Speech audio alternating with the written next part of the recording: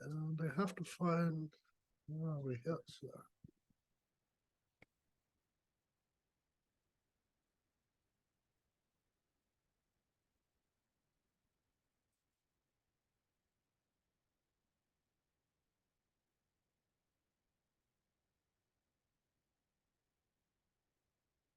Oh, where are we? Mula. Mula Nakshatra. I think Mula, it's one of these nakshatras. Maybe it's the people I deal with. Everybody really fascinated with everything that's kind of diabolical. Everything that's evil and dark and misunderstood and all of that. And so Mula it's one of those nakshatras. Everybody's like, oh, Mula. And I get messages from people. They're like, oh my God, I have Mula Nakshatra. This astrology told me my life is over. What's going to happen? So that's Mula. Right away, when I think of Moola, and this really came out of this research, I was doing something with acupuncture at the same time and talking, kind of dealing with a lot of sort of grandmother energy, and then realized that Moola and Kali, well, Jyeshta and Moola are really almost like a pair, I think, as well, because Jyeshta is Jyeshta. That's the elder sister. And then Mula, you sort of get this old grandmother energy. You get these kind of Alakshmi, there's a bit of Kali in both of these. And of course, the Jyeshta is the churning, and Mula is that point where the churning rod sits on all of the back of the turtle, I guess, in the ocean of milk myth. And so the Mula is that point where Jyeshta is sort of the rod, the churning rod. So Mula is also, that's right, the turtle actually comes quite prevalent in Mula.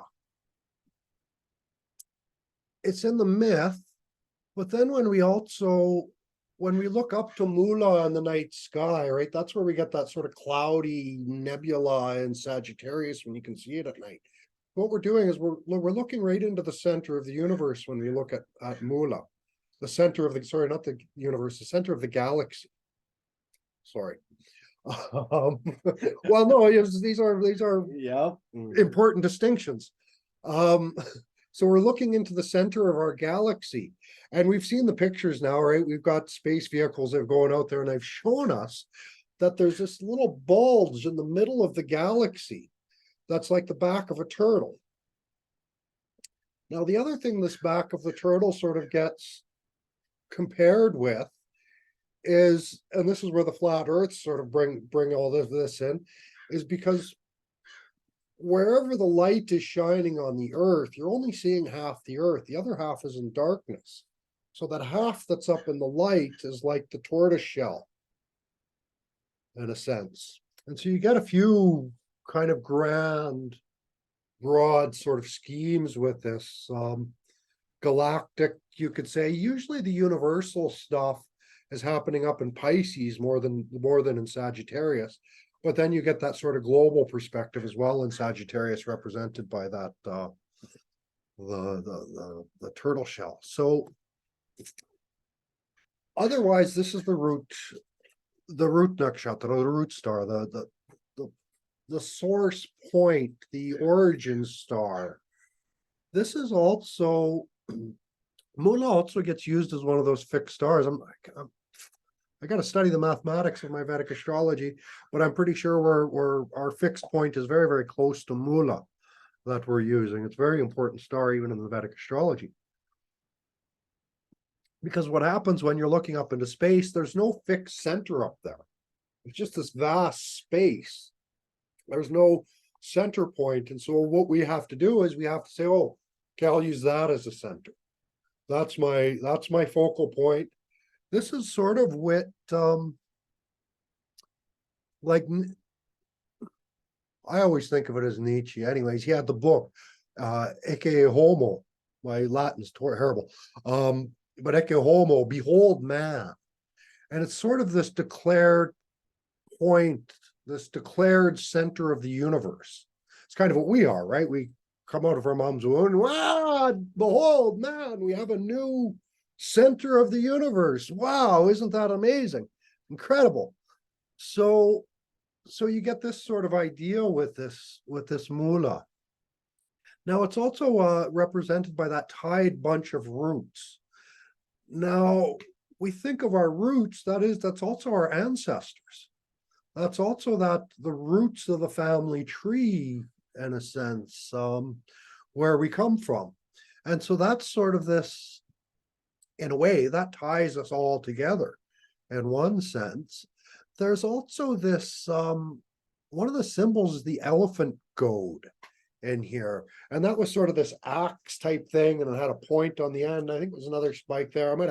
I took the pictures out, but I might have had a picture there. Anyways, so the elephant riders would use this to sort of, they usually poke the elephant's ears. And so those tamed elephants in the days would have all kinds of cuts and stuff and scars, and their ears would just be brutalized in a sense. And so you get that elephant goad. I think you get a sense of the elephant ear in here as well. The swastika becomes important here. Now, this is interesting because, of course, we know the swastika as being very important to Ganesha. But I think a lot of those themes of the sort of the white supremacy, annihilation is really what Moola is about. It wants to purify, it wants to completely wipe things out. And so then you get those ideas of the white supremacy sort of come in there on the, the dark side of Moola, which is Moola, it's the dark side in a lot of ways. But then you'll get you get every kind of extermination, every kind of, people just want to wipe things out, whether it's the ants in their home, whether it's whatever. Sometimes people are working with even just a lot of grinding and sanding and cleaning and purifying is really the energy of what this Moola is. And so you get a lot of that dust, that kind of white mist of Ketu. In Moola, it's like this white cloudy dust. And so you get a lot of people at that grinding, right? You're putting all that dust and stuff in the air with Moola. It's all going on there. Then we get the main deities, Nritti, Kali, Alakshmi. This is Pandora, right? Pandora's box. Really is what it is. Here, anything can happen. We don't know what's the source. It's a beautiful story.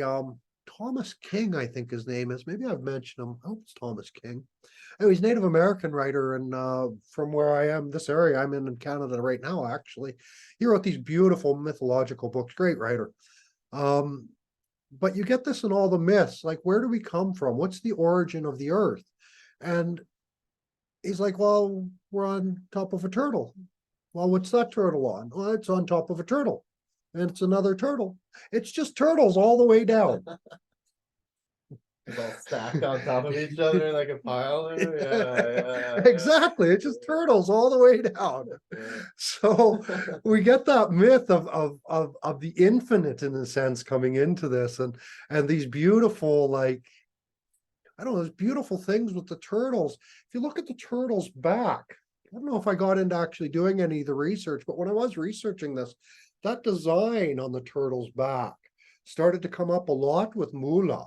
And again, it's not something I fully came to understand, but it's certainly a big part of what Moola does. We see here rules over medicines, physicians, leaders of groups, dealing with flowers, roots, fruits, seeds, very wealthy people. You could say people who just don't care. Right?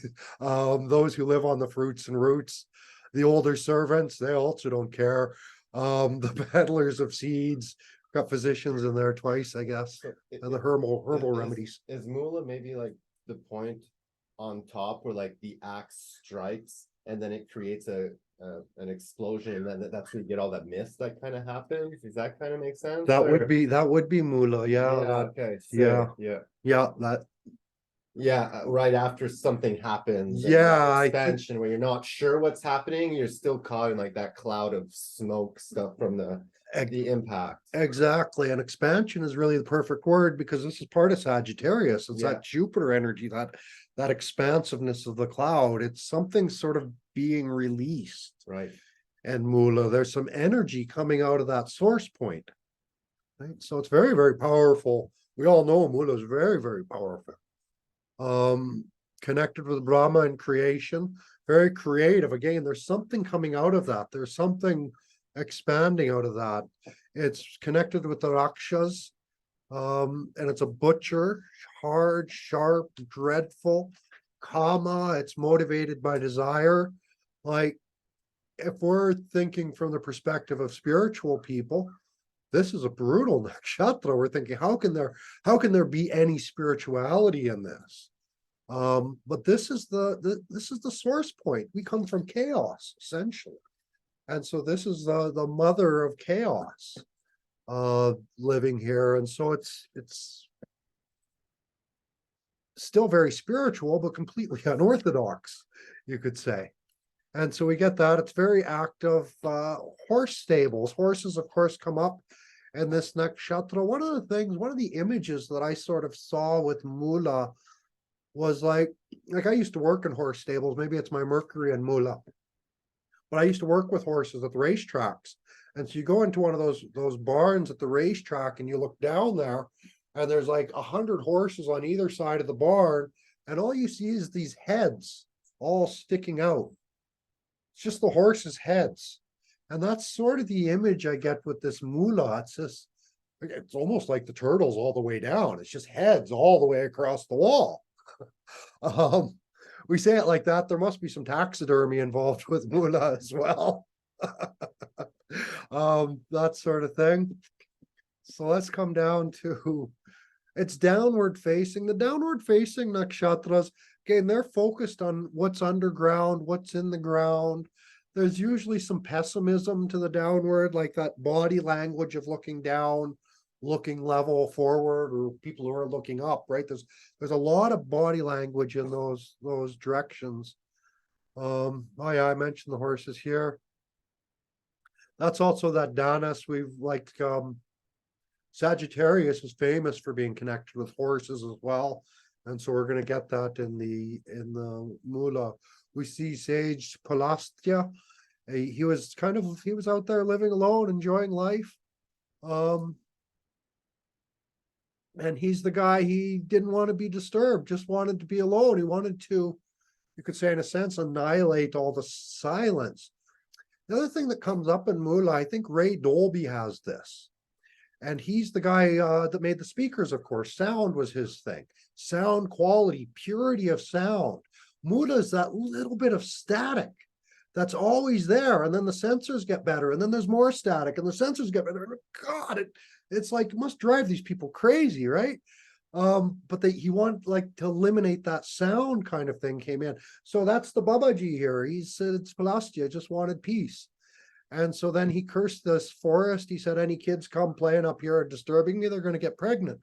They'd throw this Baba in jail today. And because sure enough, a kid went up there and got pregnant. And well, anyways, he did the right thing. Papa said, you have to marry him. And he said, oh, I don't mind marrying a 13-year-old. And so away they went.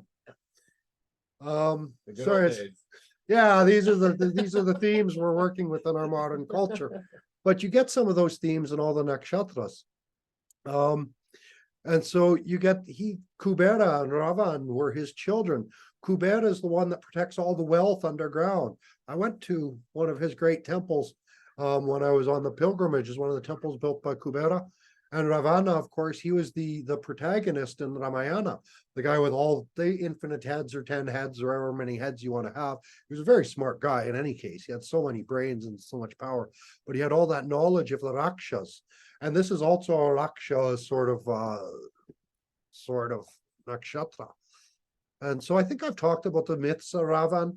If you don't know it, maybe I haven't mentioned it recently, but there's sort of this, it's like anything. You get a great war, like we saw in the Ramayana, and we mostly hear the story from the victor. We mostly hear the story from the Ram side.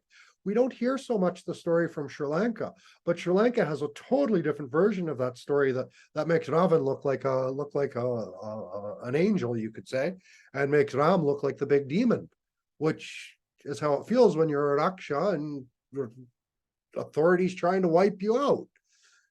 We can see even on those themes, right? Trying to wipe out evil, trying to wipe out all trace of chaos is sort of what these Vishnu characters are trying to do. So there is a lot of that Mula energy in all of them. We get the male dog here with Mula. It matches with the female dog of Ardra, of course. And so the sexual nature of these people, when their hormones are running just like Ardra, man, these people are like dogs. These people can be dirty. They're just going for it. That urge comes and it can be very strong. They're also, even in the way they live can be a little bit like dogs. Again, I said that sort of sense of not caring, that sense of ambivalence, but then the dog will bark at the wind. Like there's no direction also to the dogs, to the Mula, to the chaos of that. You don't know. The dog's sleeping, now he's barking. What are you barking at? Shut up, you stupid mutt. So that's kind of Mula as well. We get frankincense as the incense that relates with this, and so it's well known as a holy incense. But then we get radish as sort of this root vegetable. The black pepper also gets connected with Mula, but I think the thing with the black pepper is it provokes the sneeze, right? The action of the sneeze is very Mula, very, very Mula. And we might almost want to look into, this is a nice area of research you might like, Dana, because sneezing is one of if we look at the 10 prana vayus, that action of sneezing is one of those as well. I haven't looked into it. It just came to my mind now. So that's another thing we can there might be some connection there to help us understand the prana vayu. So we get these kind of things. Ganda Mula, the beginning of Mula Nakshatra and the end of Jyeshta. There's always going to be some problems here. Did I have yeah, so this is I found this online. I haven't really tested it yet because I don't know so much about deaths of father and brother and brother-in-law and all that, but this is sort of that Ganda Mula part of this. There's going to be problems in the family. Excuse me, death in the family. So when we're trying to think, what are we going to do on Mula Nakshatra? You're going to eliminate something. You're going to, I don't know, get rid of your acne. You're going to eliminate that dry skin on your body. You're going to throw the garbage out. You're going to finally clean things up. Basically, it's like I said, a very purification nakshatra. You're getting rid of a lot of junk and a lot of karma through Mula Nakshatra. So is it like whenever, speak loud so everybody can hear you? So is it like whenever the moon hits Mula, you want to focus on getting rid of something? Is that kind of what you're saying? You could say so, yeah. Or a death in a family that could happen, and so it's a sufficient time for that kind of thing. Yeah, exactly. Okay. If you're planets in Moola, for example, there's a good chance there's going to be. Anyways, there's going to be losses. There's going to be some cost. Yeah. Same like when we have a Ketu period. Yeah, it's this karmic cleanup period. And so that's what Moola is trying to do. And this is Ketu ruled as well, right? Yeah, exactly. And then if someone is born with, say, their sun in Moola, would their life kind of be a process of elimination throughout their whole life, where they're constantly kind of reflecting on what their focus in life is going to be, partly eliminating things in life? Maybe their own life gets eliminated, or how would that kind of go the sun is kind of more the way they're expressing themselves through that. So they would be a little bit, maybe they'd be very direct. They always get to the point very quickly. Okay. Those kind of eliminate the unnecessary things, and so they might become a very sort of direct person. It's the moon the moon and Mula is going to be their surroundings, what they're comfortable around. And so their surroundings will always have that sort of sort of cleanup. There's going to be a lot of change, a lot of that chaos. Things are changing. One of the other things that's really nice to do on Moola is if you want to start something new, sometimes before you do that, you've got to lay the groundwork. It's like when I was in construction, we used to go in and put the piping in and get the roads ready. But before we went, someone had to go and clear that land, wipe out all the trees, strip all the black dirt. Now it's ready for something new. But as long as that's there, you can't start anything new. And so Moola is kind of good for that pre-preparation sort of stage, cleaning things up. Okay, tomorrow I'll make it sort of idea. So, and then we think that way, we think of Moola as cleaning things up, and then after we get Purvashada, then you're having the party, right? Kind of thing you're enjoying. Right, so you can kind of see that kind of happening there as well. And so there's can be some chaos, of course, in Moola. We see that calamity. Adharma, Lakshmi was the daughter of Adharma and Himsa. Adharma, what goes against Dharma, and violence. They came together and made this Niritri. And she had a couple children's, death and fear. And so it's this whole lineage of elimination. Yeah, this whole lineage of violence and awful things. Like, imagine being a part of that family. When violence is conducted against Dharma, calamity will follow. From the calamity will come fear and death. I probably took that from somebody, but that's okay. It sounds really nice. So, and it's related to Kali, the devourer, one who's kind of like just devouring whole universes. We see Pandora's box kind of involved here. That's he had Hephaestus, the blacksmith. There's a bit of blacksmithery also, I think, in here because of that heat, you almost think of like a white hot coal in Moola to a certain degree. So anyways, he had this guy create a beautiful evil, which was Pandora. Her descendants tormented the human race. She was made from earth, wears a silvery crown and embroidered veil, garlands, ornate crowns of silver. Sounds a lot like Kali, right?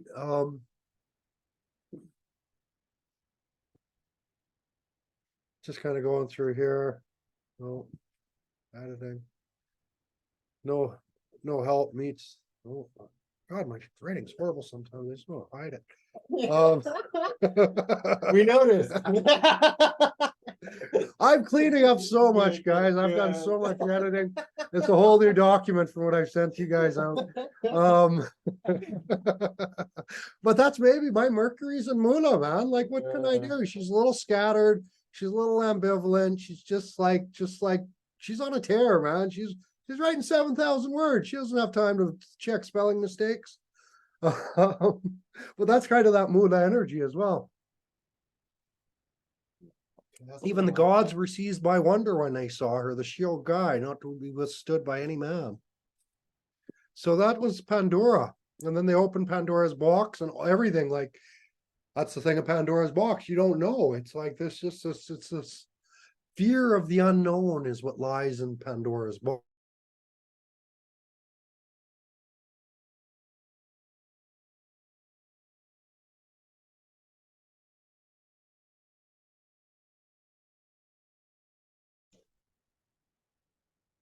I think you're muted, Mike. I don't know what happened, if it was me who froze or I don't know. I'm back on. So I think that was me. My internet cut out. If it happens again, I'll go move to a different spot. And we'll see how that. Thank you. So it's recording again.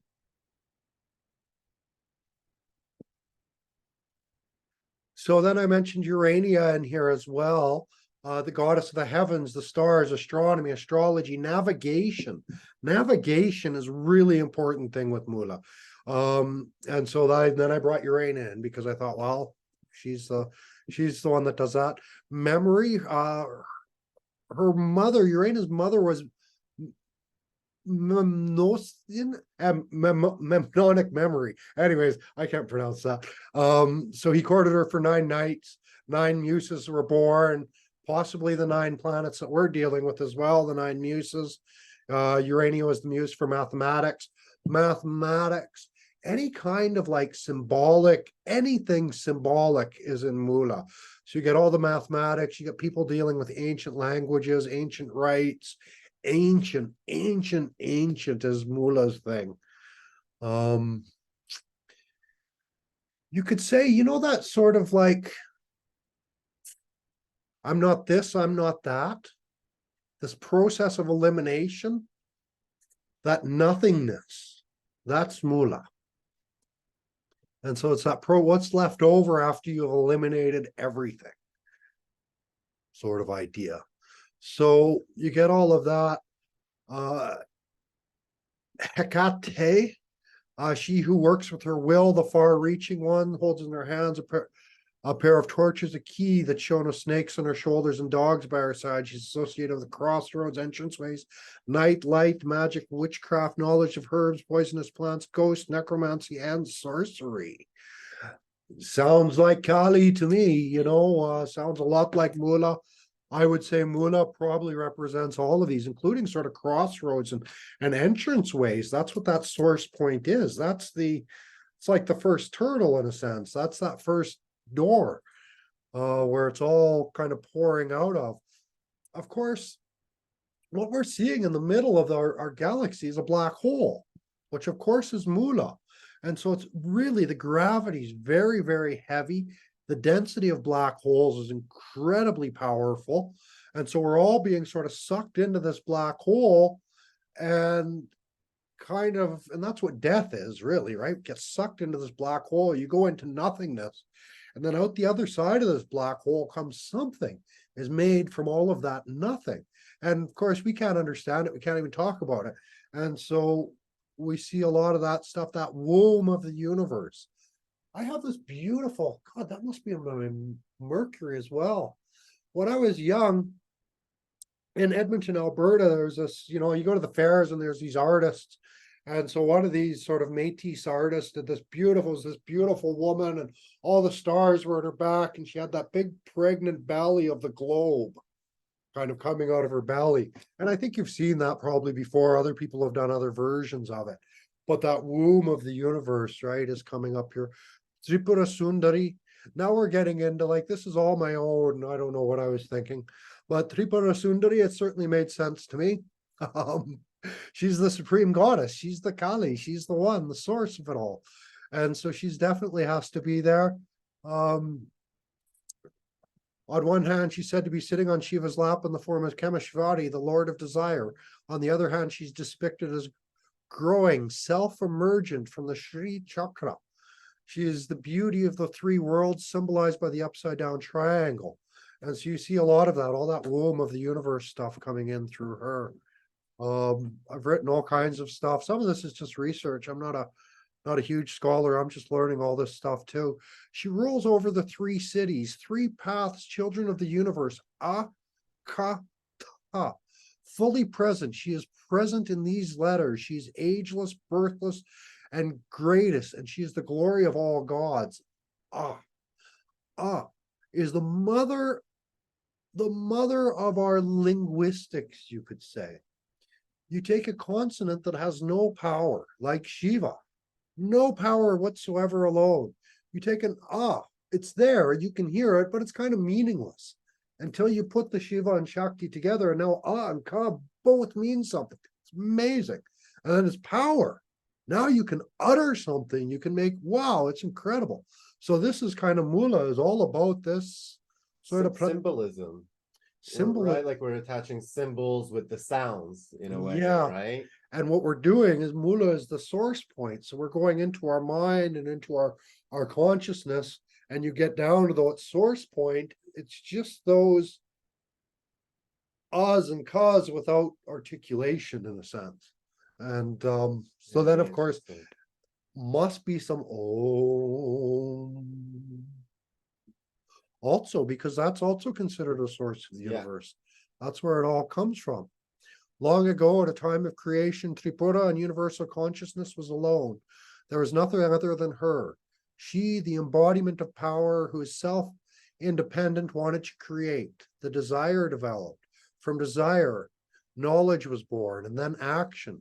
From her 3 glances, the 3 gods were born. Pashupati representing desire, Hari, knowledge, and Brahma, action. They were looked at by Shankari and becoming naturally powerful and truth-abiding. That's that desire. That's that Kalbhairava riding on the dog. That's that male dog with a bunch of bitches and heat, right? That really powerful energy. So first there is desire, then knowledge, then action. So it's very beautiful. Those who are deluded by my Maya don't know me completely. I alone, worshipped by all, give the desired fruit. Other than me, there is none who is to be worshipped or who grant the fruits. This is yeah, so this is straight. Go ahead, Amit. So there is like one theory that like where between Pisces and Aries is kind of the beginning of the universe in a way, or like Ashwini is kind of that start of everything. And like that's where Om maybe kind of comes in. And I find it's curious that like they're both Jupiter ruled, right? In that sense, like the Pisces beginning end and Mula as well. So I'm wondering like kind of how that correlation kind of works. You following what I'm saying? Kind of, because it's like the bang itself is that Ashwini Revati kind of intersection. And then after that, it's like Mula is like, I'm gonna grab everything and then re-hit it again to recreate something. Does that, I don't know, this is just something that's hitting me right now as you're talking with the sounds as well too, where it's like Mula refines the sounds that Ashwini and Revati kind of. Well, it's that Ashwini is that first sort of spark. Yeah. And then as it's sort of going through, by the time it's sort of like, by the time it gets to Libra, it sort of develops something. Yeah. But then it gets to Sagittarius and there's that expansion. Right. That expansion of kind of consciousness that, right. That broadening out of it.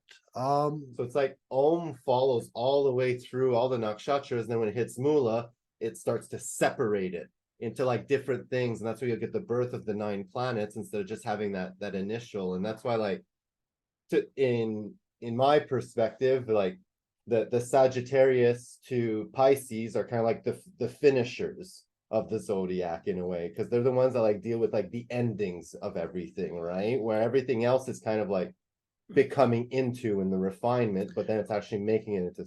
Well, Jupiter, if we break the astrology chart into 3 parts, sort of, can roughly speak sort of like body, mind, and soul. So the first signs are the body, second are sort of the mind, more inner, and then you're getting more of that soul. So Jupiter is the start and the end of that.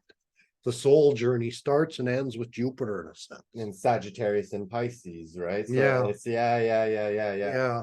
Cool. And so that's maybe even Mula, is maybe that's that source, is now all of a sudden realize, oh, I'm much more than all this body, mind. Wow, God, right? Yeah. It's kind of like At the that. top of the turtle. Yeah. So it's kind of more. I'm ready to jump Or at now that from- stage, it's this poof, this grand expansion of kind of understanding more of what reality is. We've got to the root, we've got to the source. Oh my God, it's like boom. I love that statement. I am more than my body and mind. I feel represents Mula, maybe in a way, right? Is this also, yeah. Well, even just that whole last part of the zodiac, is really that. Because what we're starting to do there is we're starting to connect with, and we're doing that like, first there's that expansion of the belief, and then there's that sort of responsibility of leadership. Then all the masses, we realize like we're interconnected with everything. And then we get those final realizations, you go to the ocean and Pisces and sort of dissolve again. Oof. Yeah.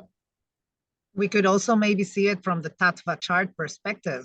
Like the first zodiacal signs are down there, where the Mahabhutas and the Tanmatras, and then you get to the middle kind of way. And here it's just exactly talking to the end of the Tattva chart with Icha, Yana, Kriya, and then that expansion, because it's exactly that. Things start and begin and end, but it's not in the same dimension or not in the same level. It's like that spiraling into.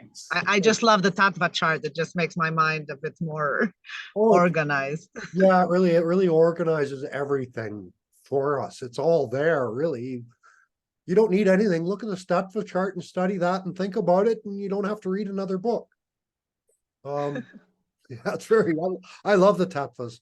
And in a way, that's a symbolic way of representation, all representing all of this as well. And understanding the universe and all of that symbolic language that we're using in astrology. Who wrote the tattvas? Is that a thing? Oh, that Have you was said that that or was put that together? Sage Kapil was the first to categorize the 25 tattvas. I think it was Sage I Kapil. Kapil, it's a bit later, even maybe, yeah, with the Samkhya Karika, maybe it's like first it comes from Samkhya 25, but there's so many systems like Yeah. after them until the Tantra 36 system. What we I've only studied like 3 different ones. the one we use for Tantra comes from actually Siddhanta. And that's really, if people want to study Tantra, that's a really good place to start. They consider a dualistic Tantra, but really it's where a lot of the foundations of the non-dual Tantra come from. So that's a good place to start on all of that. And then what they did is other tantrics have taken the Siddhanta 36, and like Mark gave us a list of 38, right? Because they wanted to make Bhairava is even bigger than Shiva kind of thing. Yeah. And so but part of it is to remind us that there's always a beyond. Yeah. There's no sort of end in that. So Can Dana hear me well if I'm talking right now? yeah. She can, yeah. She's saying yes. Okay, cool. So the other thing I was kind of could we look up maybe Sage Kapil's chart to see his Moola? Is that something that exists? I don't Or have not his really? chart out. Okay, It's yeah. couple thousand years ago. I don't know. Yeah, cool. Yeah. Okay. But who knows? I'd be Maybe curious, yeah. because we have Ram's chart and we have Krishna's chart. Right, And right. so that's your Maybe job, so. Emmett. You have to find us. So job. Yeah. Yeah. So tied bunch of roots idea. There's a few things here. There's a few things that really come interesting. I'm going to read this. So roots typically grow unseen. They're beneath the ground, drawing water and nutrients from the soil using osmosis. Ketu is also suggesting of the permeable membrane. And just as Ketu suggests aliens, most roots develop a symbiotic relationship with fungus and bacteria that helps the roots convert nutrients from the soil to a usable form. They classify roots in different ways. Of course, there are common aerating below the ground roots, but there are also aerial roots above ground that absorb moisture from the air. They also distinguish between big fat taproots like carrots and radishes as distinct from diffuse roots that spread out all over the place like so many other grass roots. The first root to grow from a plant is called a radicle. It's from this initial embryonic root that the tree can continue to grow even after it's been chopped down. We should also distinguish between the radicle and the plumule. The radicle is an embryonic root that grows downward, and the plumule is an embryonic shoot that grows upward from the fresh root. And so there's kind of a lot, like it's moving in 2 directions, same as the turtles in a sense. Right. Makes it hard to find exactly where the source was, where the seed was anymore. And we talked about that, like Moola rules over seeds as well. And so that root and that whole sort of seed and germination thing becomes important. So root vegetables are very high in minerals and nutrients. And I think there's something here connected as well, minerals and nutrients, minerals connected with Moola to a certain degree, because they store all these good things for later, especially the big fat taproots that we eat. They're typically very high in carbohydrates and starches. So anyways, I kind of wrote a bunch of stuff about roots there, but I think I've got a lot written on Moola, so we'll continue. I talked about clearing the land for farming and gardening, all of that. Center on, yeah. Rooted, not having a center, firmly fixed, unmoving, anchored, symbiosis, symbiotic relationships type things with Moola. This can go into predation or parasitism. So you'll kind of see these sorts of influences also. That's of course that elimination. You want to get rid of the parasites, right? You want to get rid of those evil things. So the swastika and the black sun. Now, I'm not sure. I've got the black sun and Moola, but the black sun might be more Sata Bishak. But anyway, so we're What's the just, black sun? pardon me? What's the black sun? The black sun is when you get a solar eclipse. Okay, yeah, gotcha. And so you get the Yeah. black spot and Yeah. it's just that ring of fire. Okay, sick. Johnny Cash has placements in there Okay. also, right? Singing about the burning ring of fire. Yeah, yeah. So that's where I kind of, Sick. Yeah. yeah, it all, it's crazy how it all goes together. So, so you get that And the swap. black sun is also a concept in alchemy that is actually very related to Kali. It's like they say blacker than black. It's the luminous blackness. And actually in some of the Sri Vidya schools, like the ones I study with one of my other teachers, a lot of the meditations start with concentrate in the heart space, in the blacker than black space. And I always think of this black sun concept of alchemy also. Cool. When we look too at things that we would call like Shaiva art, and then I think you know some of the sort of abstract Shaiva art that's out there, it also uses a lot of this kind of symbolism in that as well. This black spot on an otherwise sort of like, they'll usually use a couple colors, but there's something like, you probably too know it's some abstract piece, but you can tell there's some Shaiva content to it somehow. And I think it's some of that Mula energy that sort of pulls them through. So in India, the swastika, very symbol on doorways, it's for luck. Same reason they would be looking for luck first. Me and Sanjay, my teacher, we do this little thing because, well, in India, they're always saying like Mahadev, and they're always like for Namaste and all these words of gods and sort of things. And they're all sort of meant to sort of bring good luck, like it's like blessing. And so in the West, we were completely detached from religion now. And so we don't say bless you, we say good luck. The new religion is science. And it's the same thing. And so it is. But I'll do this now. It's kind of, and I forget not everybody sort of knows the joke. Because now whenever my teacher's like, oh, I gotta go, I'm going to the temple. And I'll always say like, good luck. Cool. Because it is sometimes like we go to the temple and we do our practices, and if you're doing your practice every day, it's sometimes it's very boring. You don't make connection. Yeah. You need some luck to make that connection. You need you need God's blessing. There's nothing without that. And so in a sense, that's part of this Mula energy as well, is that kind of luck of Sagittarius. It's like that's the source of our life. If we look back and like, who am I? Where do I come from? Where am I? It's like you go back all the way to some like little moment of chance, in a sense. And so you get a lot of that there. There can be some of that gambling maybe here too as well. So I described the right-facing swastika symbolizing sun, prosperity, relating with Ganesha. The left-facing swastika symbolizes the night and the tantric aspect of Kali. Also used for the Nazi Germany's was the left-facing one. So you get that associated with white supremacy, Aryan race, racism, the Axis power. The Axis is another very important, that axis. Axis versus allies. Yeah, very, very important with Moola also.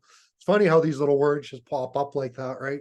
So, do you have the chart for the Nazi regime's birth, or would that be more in Hitler's chart? That'd be an interesting chart to do.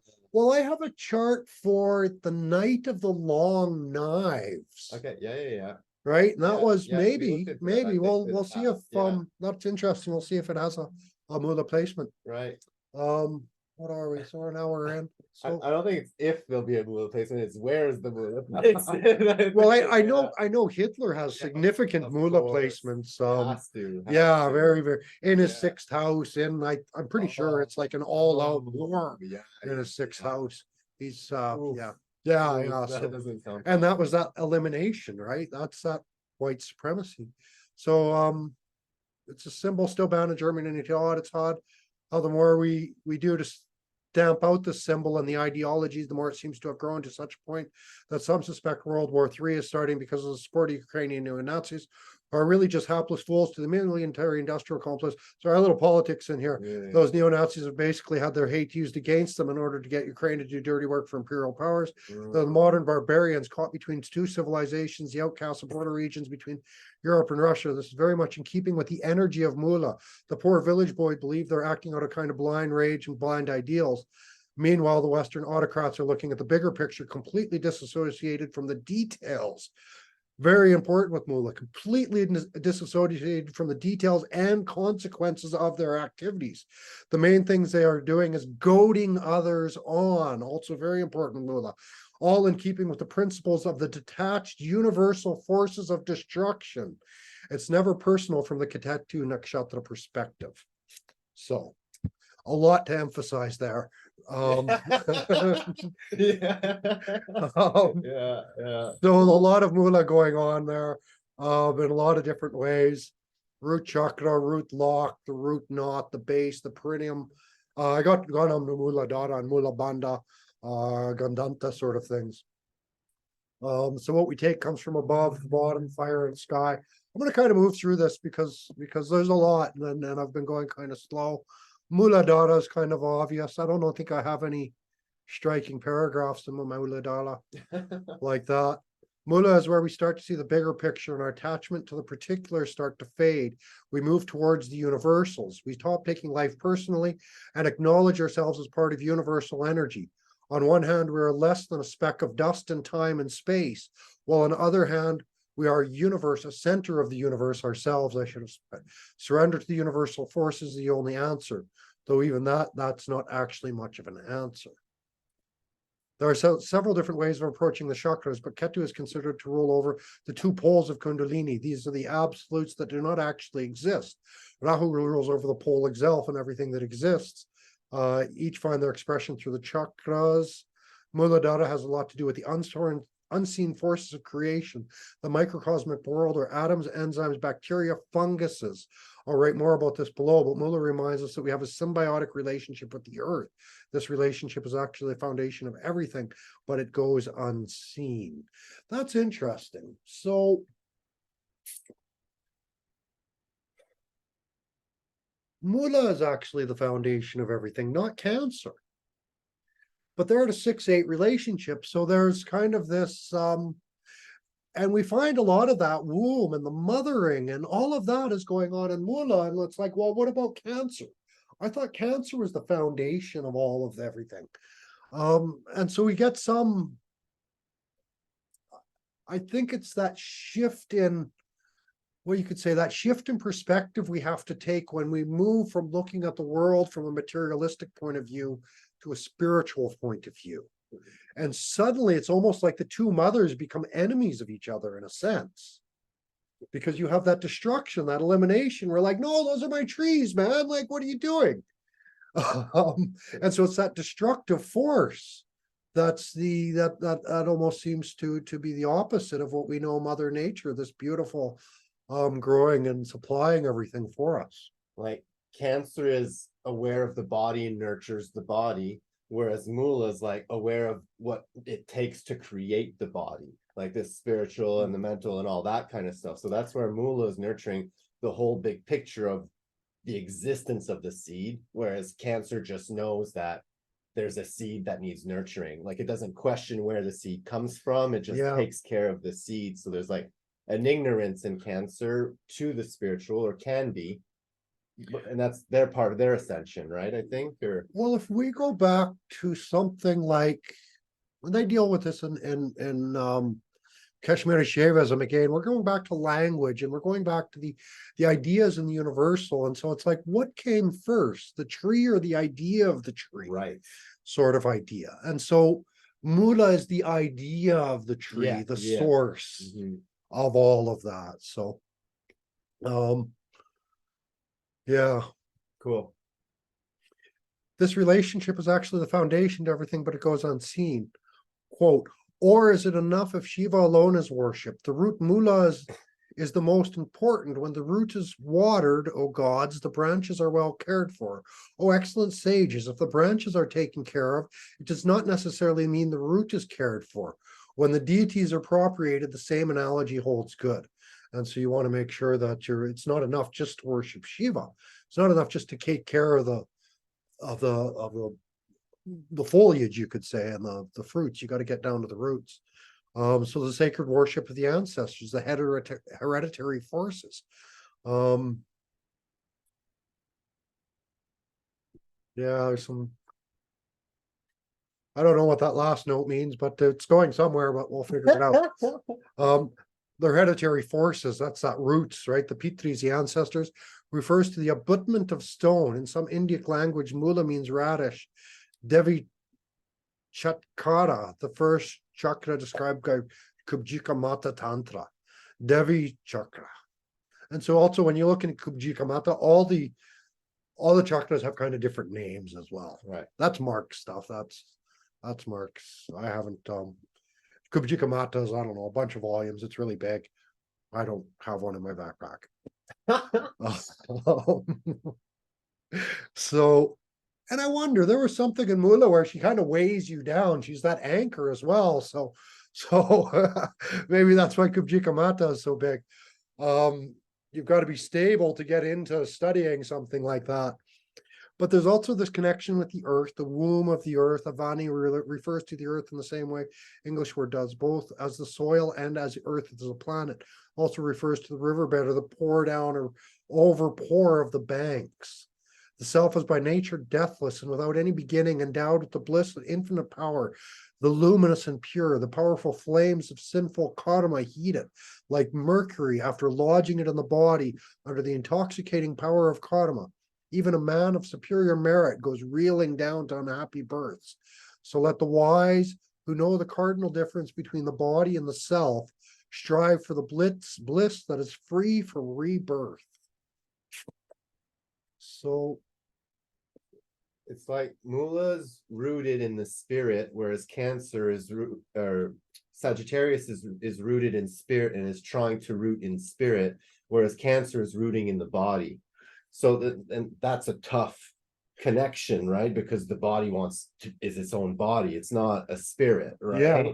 So I think that's where maybe something like Cancer is like, no, we're not rooting in spirit. I'm a body. Like I exist in this reality kind of thing. So, and it's tough to root in spirit, right? Because our bodies are trying to take so much attention. Well, the rhythms of Cancer, it's the rhythms of the daylight. We wake up in the morning and we get hungry and we eat. Oh, well, first we have to go to the bathroom and then we get hungry and we have to eat. And so it's these sort of rhythms of the body, these natural rhythms that need to be followed in Cancer. Yeah.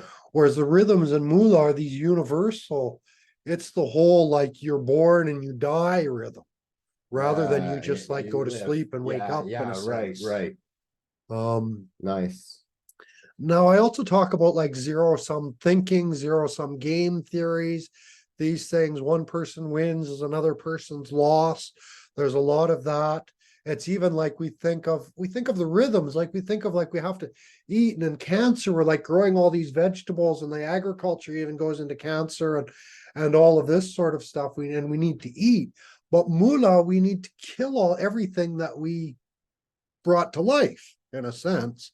And so that's like, there's got to be a winner and a loser. Sorry, carrot, sorry, cow, whatever it is. Someone has to eat and someone has to die to do that. And so there's some prisoner dilemmas. These are kind of nice things to kind of study, these zero-sum thinking. I won't go into it because it's a lot of A and B stuff. It'll probably come off difficult to read. Fundamental human rights. Universal rights. I think this is the part of Sagittarius also sort of deals with in rights, because if we really think of what we call the human rights, there's no foundation in that anywhere other than like, I'm human and you have to treat me with respect because we're all human. There's no like, but it's just a theory, really. There's no real foundation of human rights. And so what ends up happening, and we all know this, is the ultimate and the only true human right is might makes right. Whoever's got the biggest club is the one that's going to be right at the end of the day. And so that's sort of Moola, kind of these sort of human right topics sort of come involved. Now we've sort of flipped that in our days, is because we've built up such a human rights structure, and it's almost like now the weakest people in our society are the ones wielding the club of human rights on everybody else. And anyways, neither side is right. We need to find balance in our in human rights, and the right to self-determination, the right to liberty, the right to due process, the right to freedom of movement, privacy, to right to thought, freedom of religion, freedom of expression, right to peaceful assembly, freedom of association. These are all sort of like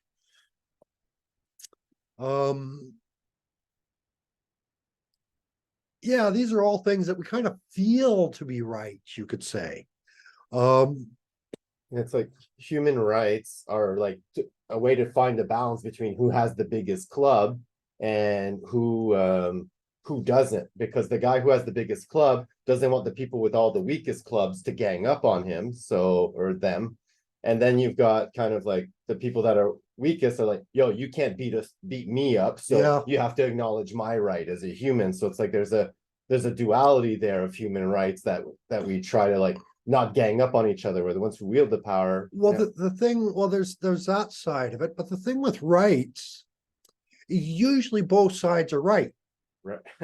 you know, and that's what makes it so human rights so Right, difficult. right. Is that both sides Right. usually are right. It's Yeah. not always just a cut and dry thing of a big guy, you know, beating up the little people.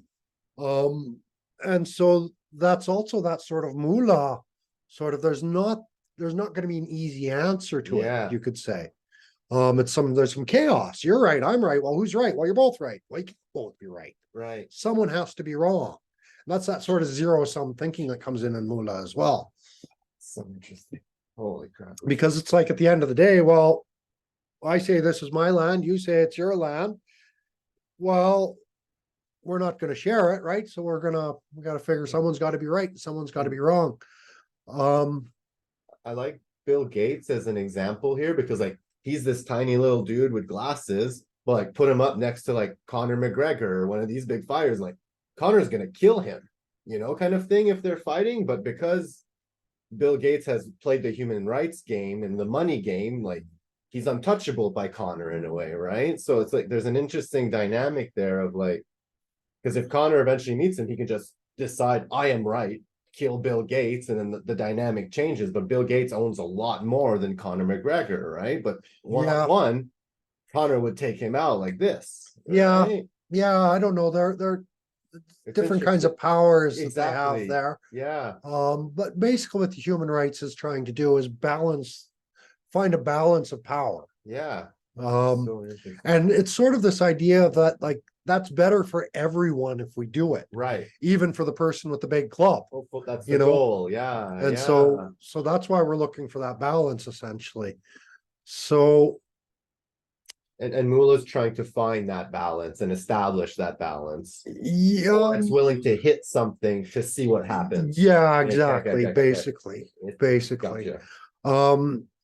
The center of the Milky Way, we're onto the Milky Way part of Moola, said to lie about 6 degrees Sagittarius with second pada on Moola. When we zoom out, look at the whole universe, we find the swirling dust cloud of the Milky Way looking like a flat spiral disk. Oh, I talked about all of that. On the dark nights, when we can clearly see the stars of the scorpion's tail, we'll see a kind of stellar cloudiness is said to be the Milky Way. Moola represents midpoint. I talked about all this. This bulge is sometimes depicted as a tortoiseshell, but it's also as Mount Meru, and perhaps Moola is where the two meet at the pivot point. Some call it the black sun. All the planets, including sun, orbit around this cosmic center.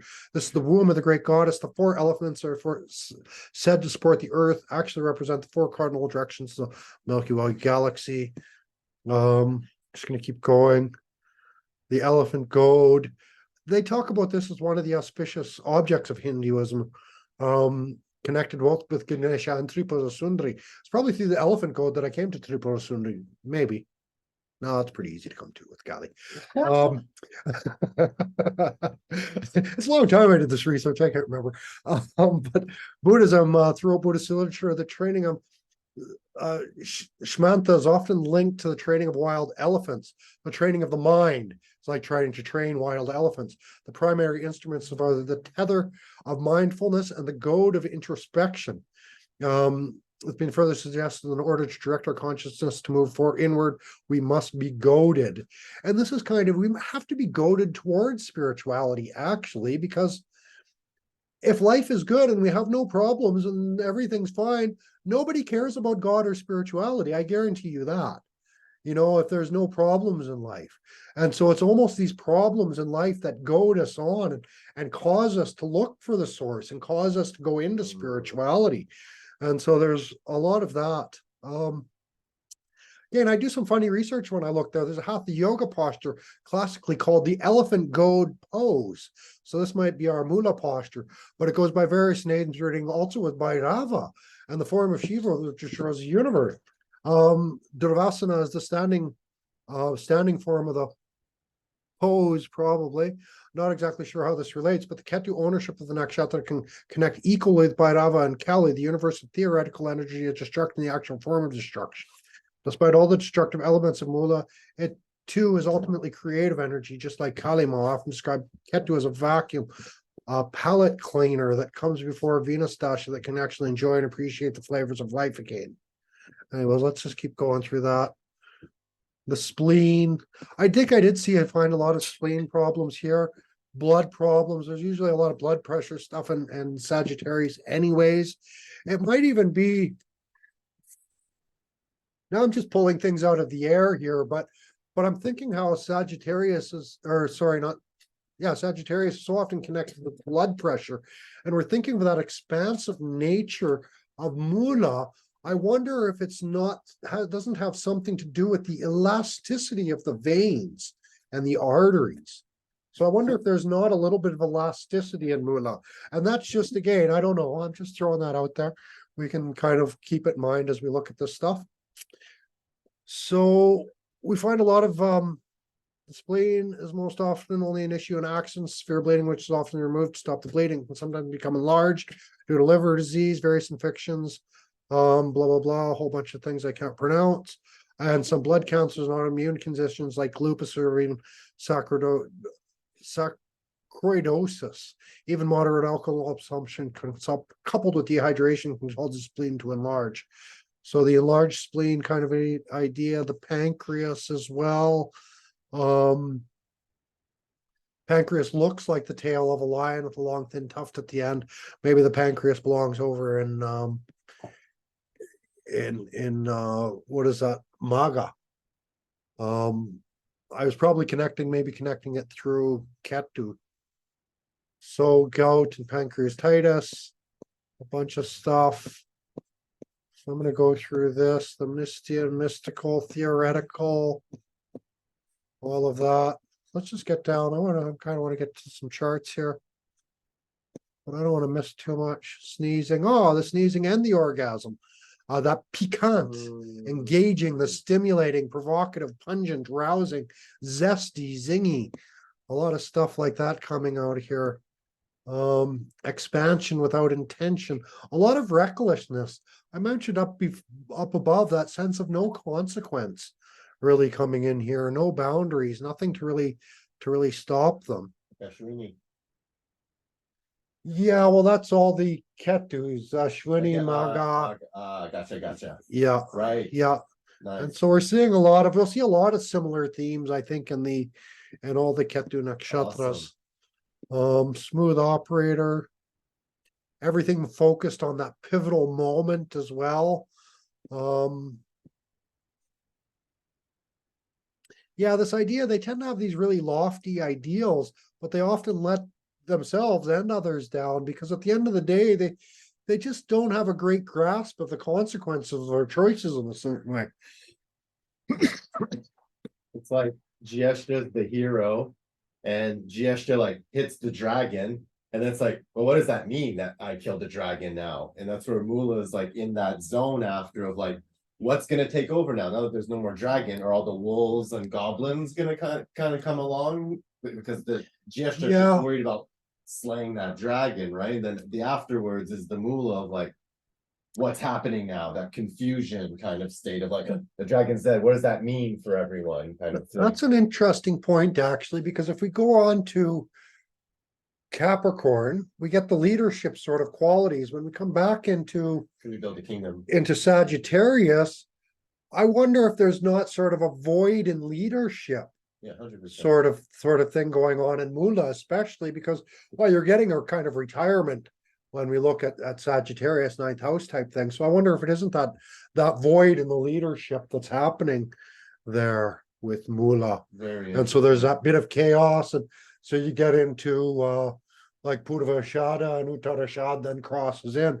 So you've got to cross almost these theoretical line, because I've been doing a lot on Uttarashad lately, and it's starting to crossing get from the there. theoretical to the actual, Right. where it crosses into Capricorn. So anyways, there might be Because yeah, the next one is the party, right? So then it's like, oh, the dragon's slain. It's just kind of that quiet, that mist, and then like they celebrate, like, yeah, we killed a dragon, and then it's the realization of what it means, kind of thing. In Uttarashada, maybe. it might be like yeah, by the time you get to Uttarashad, it's like the prom king and queen being nominated after the big celebration, after the big entitlement, you know, yeah, that kind of yeah. So yeah, tend to jump into quick initiation. A lot of initiations too. That's one of the things about Mula placements. And we think of the spirituality of Mula, and there can be some of that dogma in Mula, but Mula placements, they're more likely to pick up one spirituality and one path, maybe a guru or something like that. And that becomes the be all, the end all. They found all the answers. They've got it all figured out. There's nothing more to do. And then something happens. The guru lets them down.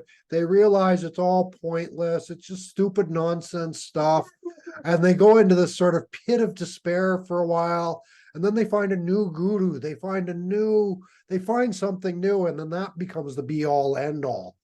And so that's that sort of Ketu, Jupiter. There's that heavy dogma, but it's kind of pointless and meaningless at the same time. Sort of idea. Cool. I also wonder if there wouldn't be some, maybe we'll have to watch this, some people who have been born again and again and again and again and again.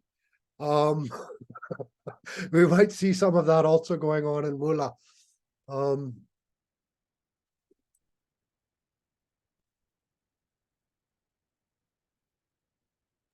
Maybe because that connection between like Jupiterian guru and the void, and it's in Moola in the middle of, you know, like you were talking about leadership qualities. Maybe it's to teach you that the real leadership that comes from inside you is voidless, if that's a word, in a sense. Like Yeah, there well, isn't. It's that emptiness, that black sun that we were saying. yeah. Interesting. And in some sense, like that's really one of the first steps of spirituality is meeting with that emptiness, meeting with a certain, like, you're looking for a reason. Oh, why did my loved one die? What was the point? Why is there evil? What's the point of that evil? And you've got to come back and you've got to sort of release looking for that point in the empty. There is no point. It's just the way things are, in a sense. And that letting go and that release. And all these Ketu placements are all going to want to teach you how to let go, teach you that release. So we get like that. A little bit of the stinger on the scorpion's tail. Again, that's that little point at the tip of the tail. I wonder if this, like the whole COVID thing started with a bunch of placements in Moola as well, right? And so that was almost like the birth of a new, a whole new world for us all in a lot of ways. And it was because of, and it actually, the whole point seemed to be to get that poison scorpion injection into us. Although we didn't see the development of the vaccine until, what was it, maybe it was Purvashad. No, I think it was up to Sata Bishak before we saw the vaccine coming up.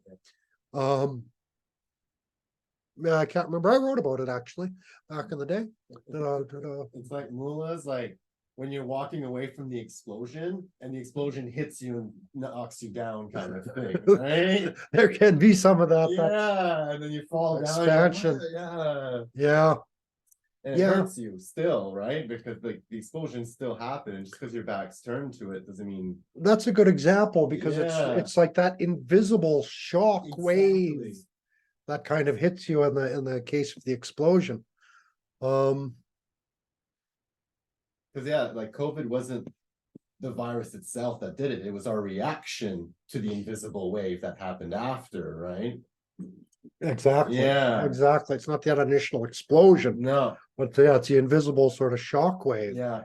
Now, from the Western perspective, there's a couple important stars here. One is called Lesat, the cat's eye. And of course, the cat's eye is one of the main stones for Ketu as well. It's also that what they say is when we give someone the cat's eye for Ketu and we highlight the Ketu in the chart, it can actually, we think of the scattered nature of it, but think of a cat eye. It's sharp, it's focused, it's on point, right? And no matter what you do, it'll stay on point. You know, you throw it up in the air and it does a flip and it lands, and it's still going to be like looking at that mouse that you probably have in a cage so he can't run away.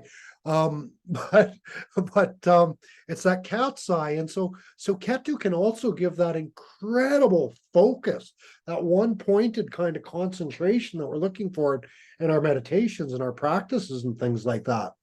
So even we might also think of like practices like I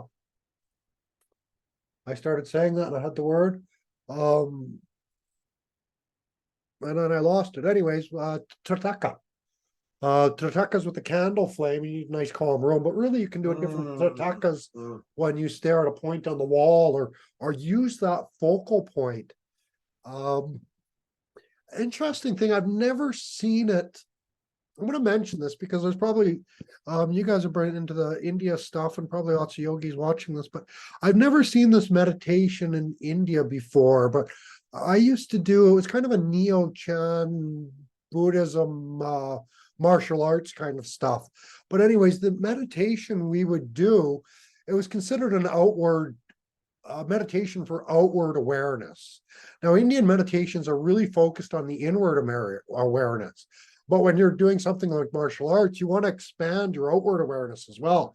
So that you walk into a room and you're just aware of everything. And so what we used to do, they would set up this, it was like a target, but it was just like black and white and shades of gray. And what we do is we would stare at that point in the middle and become very focused on that. And then we would slowly, without taking our awareness from that center point, we would start to open up our peripheral vision. So we could remain completely focused on a center while also being aware of everything that was around us. And again, that's sort of a little bit of that tug of war of opposites we almost seem to be seeing in Mula Nakshatra, that intense focus and concentration, but that expansion of consciousness at the same time. And so good meditation lesson there as well. So when you're mentioning the cat as well, like it makes sense because like a cat has always got this focus, and sometimes you'll follow their focus and they're not looking at anything, but they have this other awareness, cats, right? Like they have, I don't know if you guys believe this, but like cats see into the spirit world in a way, right? So when they have their focus, like they are seeing something that might not be there, but it is there kind of thing. So even though the focus, there's still a fog around how their focus is working in a way, right? well, this is it might also be an important concept. So we think of all of our instruments of cognition, our instruments of our eyes, our sight, our senses. And so they're sort of, we can pick up just certain wavelengths of light with our eyes. We can only hear certain wavelengths of sound with our ears. And we sort of have these limitations to our senses. And there's something in Moola that's sort of, maybe it's a sixth sense. And there it's trying to go beyond that. Again, it's that beyond we're getting in Moola a lot. And so, And so it's that expansion of awareness, really, I think. So let's get to people that have this. Crazy. My favorite part is always the charts and looking at the names. And Yeah. as usual, if there's any names you want to see their chart, I'll just pull that up, no problem. Hitler for sure. And we can do that. So we have again, this is the Ascendant. We'll go through the Ascendant fairly quickly because we just don't know. Nelson Mandela, though, he was trying to wipe out, you could say, racism, right? Yeah, there's a lofty thing to annihilate. Winston Churchill, of course, was trying to annihilate the Germans. I'm not sure what Ratan Tata is doing, industrialist. He makes everything that's made out of steel in India comes from Tata. From the spoon, from the chamuch to the heavy equipment, to the airplanes, to all that steel. Might be some of that steel smelting sort of stuff there as well. Warren Buffett, they say he has a Mula Ascendant. I'm not sure, but he's certainly a numbers guy, right? Lemons, I didn't look at him. Adam Sedgwick, geology, I think too, looking for that source, going under and underground and looking deeper and What's deeper. happening underneath, right? Yeah, what's sort of happening underground type stuff comes up. Agatha Christie is kind of an interesting name to see here as well. That sort of detective kind of idea, and I think there might be a bit of that. Again, Moola, it's in Sagittarius, but I find so many things that seem to connect it with like Gieshta, and it has a lot of qualities of the Scorpio that seem to be almost like leaking into there. And it is still the scorpion tail. It's still the place where the venom is kept. Like that thing that'll sting you and numb you, I guess. And so there is still some of that Scorpio searching energy here, I think. We get some great orators, quantum theories of Niels Bohr. Got a bunch of wrestlers have this. I think that's that numbing and maybe some of the lack of consequences that they deal with. Sylvester Stallone's an interesting one. Look at his movies, everything's just blowing up like crazy. It's really fun. And what are those after the war? Yeah, too, I just right? I just And he's in the jungle. I just recently saw it was like Rambo 27, I think. It was like, wow, everything just blew up like crazy. Yeah, It was really great. so. I think one of the first movies I maybe saw was First Blood.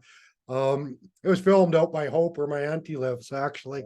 So yeah, I thought I was Rambo for the first 10 years of my life, I think.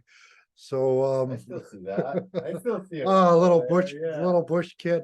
And there was even like, oh God, I was so bad. I used to go to the railroad. This is probably some of my Mercury and Moola. I got a lot of Gieshta too. So I used to go to the railroad tracks. I was such a bad kid. I was like 9 years old.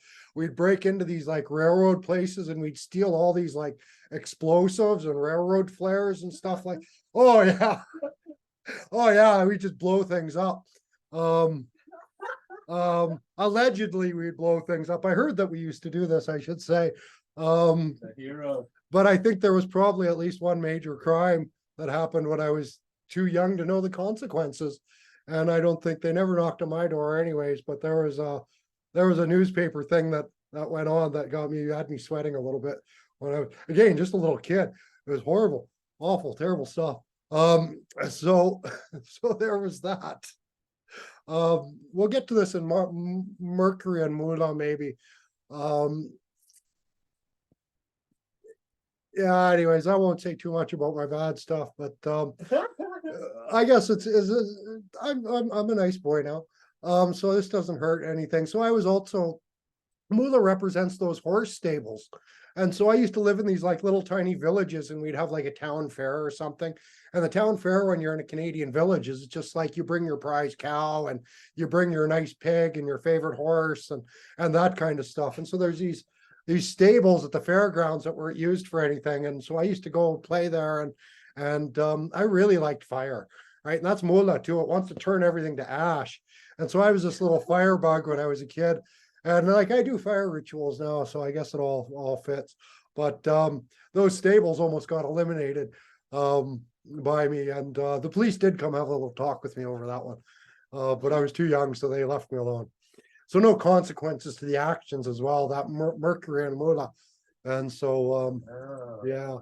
So yeah, anyways, I'm rehabilitated. For now. For now. Yeah. But it again, it's I think a lot of the spiritual path is also we come to grips that we have demons inside of us. We have this Moola, we have this Kali, we have this darkness inside of us, that our whole spiritual path is really the greatest spiritualists are the ones who really reconcile these two sides, I think, without trying to eliminate the Kali, without trying to get rid of the darkness. That's where all the problems happen, where you're like, there's that enemy, there's that darkness, and I just want to eliminate them. And the Nietzsche's like, you become the monsters that you try to kill or whatever. It's exactly what happens. And Mula is so much about that. So much about that. So You learn to play in that, basically. yeah, Yeah. I that's really, I think it is. You take it all as play when you do the spiritual aspect. Yeah. And I guess it depends on the placements in your charts and things like that. But that's certainly one way to take it. So it's interesting here. We got someone like Jimi Hendrix. I'm not sure if he has Mula Ascendant, but if you've ever heard Jimi Hendrix play the guitar, that sounds pretty Mula. Yeah. He's not following sheet music or anything like that. He's just going chaos. He's just going for it, man. He's out there. And there is some of that in Mula. It's like just going for it, like no consequences, just run. It's interesting. What's that? There's a spaciness to his playing as well. Yeah. Yeah, there is that space in Moola, that ether Exactly. element of Jupiter really is Yeah. is partially in Moola here. It's interesting when I look at some of the names here, you can see Olivia doing radiology. Those kind of invisible energies, I wonder might have something to do. Raphael here, he's a weed farmer, but it's all legalized in Canada now. He works at one of these massive greenhouses, but his whole job is just the humidity, which is humidity, very, very Moola, right? Jeff H, that's my brother. He goes on a mountain bike and throws himself down mountains on this thing, like one of those really crazy mountain bikers. No consequences there. Jacob's his son. I don't know. He's still a young guy, but he's probably going to be the same, right? Just letting her rip. I have multiple placements in Moola, and I used to do humidity control for hospitals. Okay, more humidity control here. Yeah. So yeah, so we get that humidity, that mist. Yeah. Mystical, I love Dealing with I love the structure, mystical side of things. Yeah. So then we get I wonder, we look at someone, we see someone like Steve Irwin here, and I'm not sure if I had his, let's pull his chart because he's interesting. You guys know Steve Who Irwin? is he again? He was the Indian?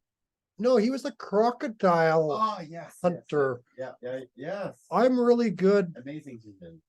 Yeah, I'm really good friends with a really good friend of his family. So someday I'll go to Australia. I'll get the royal treatment of the crocodile hunter's family. One of his sons is big time into photography now. Beautiful, amazing stuff. His relation, his connection to the animals and all of that. It's really beautiful. But there's one thing we haven't really talked about with Moola. And it kind of comes up, I guess. We should take it into account to a certain degree. Because the Rahu and Ketu are the serpent, the dragon's head and the dragon's tail. And so here we got Steve Irwin, who was out there dealing with snakes and all these like alien creatures, right? He was off like just showing us all this crazy stuff. And let me just see what I've got. Creatures with tails or prominent tails. So I've got 1 o'clock. I didn't mark where I got that time from. Sorry, what was that? He dealt with creatures that had prominent tails, like crocodiles and manta rays, right? Yeah, he was very prominent. He was tails. killed. Was the manta ray tail that Yeah. stings you? Yeah, was it like got? Yeah, so that's just like that tail that stings you. We see that generally with Ketu things. It's like Rahu is the insects that bite you, and Ketu are the insects that sting you. And so there is that sting. So it's interesting he died that way. We see he's got Rahu and Ashlesha in his 8th house, of course, that as well. So fascinating way to die, dying from poisons and things like that, we could see. He has all those placements in Shravan, Saturn, Mercury, Mars. So we'll get more to him in Shravan because that's all the conservation, preservation type stuff. You look in his house, we talked about the Moola, the heads on the wall as well, right? You look at someone like Steve Irwin, it's like a museum in there of dead animals everywhere. So we get some of these strong sort of Moola themes coming through him. So that sounds like his birth time might be quite accurate. And we'll be talking more about him and Shravan, I'm sure. I wonder if we look at his time of death, or his day of death, what the transits were. Yeah, well, we Based on could the look at events. his death time as well Yeah. and see. But you're dealing with me in person. You're not online, so you're not looking that up for me. I lost my right hand man today. He's got the ideas, but he can't do anything about it. I'm on break today. It's Yeah, like thanks. vacation week, Thanks right? for your Moola, your pointless advice, sir. So we're gonna see a lot of numbers stuff with the Moola. We see quantum physics. We see down in the 3rd, we see some civil engineers, capitalism, archaeologists dealing with the ancient stuff. Who else? We've got like the Ip Man. I don't think I had his correct birth time. Someone like Gian Gomeshi, the radio guy. I don't know. Gian Gomeshi's may be interesting here. He was a Canadian radio guy, got a bunch of sort of in the height of Me Too. He got all beat up. I think the courts basically ruled that he was a pervert, but he did nothing illegal, I think is where he came in the end. But that's that sort of sense of no consequences. And he was always he really has that attitude, like nothing can touch me kind of a guy. But I think if I remember correctly, I was doing his charts when he had all those problems, and he'll have the same problem maybe a couple more times yet. And eventually he'll have some consequences, maybe. What else we got here? It's interesting that something like the Nixon address came in with a Mula ascendant, because the Nixon address was when President Nixon of the US basically said, we're not using the gold standard on our money anymore. Our money is just going to be a worthless piece of paper that we're going to convince you has some meaning and worth to it. So there's that sort of very Moola theme with that Nixon address as well. It basically just wiped out a whole like pile of wealth. And a lot of people now, what they look to is they say, oh, back when he gave that address, you could buy a block of gold for, I don't know, like $120 now. And that same block of gold is like thousands of dollars now. And so that's sort of the inflation and the wiping out of our wealth through inflation, which I think probably also has inflation. To inflate, I think is probably almost a better word maybe to use for Moola than expansion. That inflation of things. That's nice. It's teaching how to release, like right? Like in the sense, so like you release your attachment to a value of it and let it become what it becomes. So it could expand, but it could also get eliminated, right? Kind of thing. Yeah, well, Moola is always that. Those pairs of polar opposite energies are always going to be happening in Ketu placements. Yeah, we talk about no consequences. I've got Sonny Barger, the guy who started Hell's Angels, and here has that. We've got some explorers and some adventurers. Interesting, a couple naval explorers have this position. Guy involved with blood diamonds, the early diamond trade in Africa and all that sort of stuff.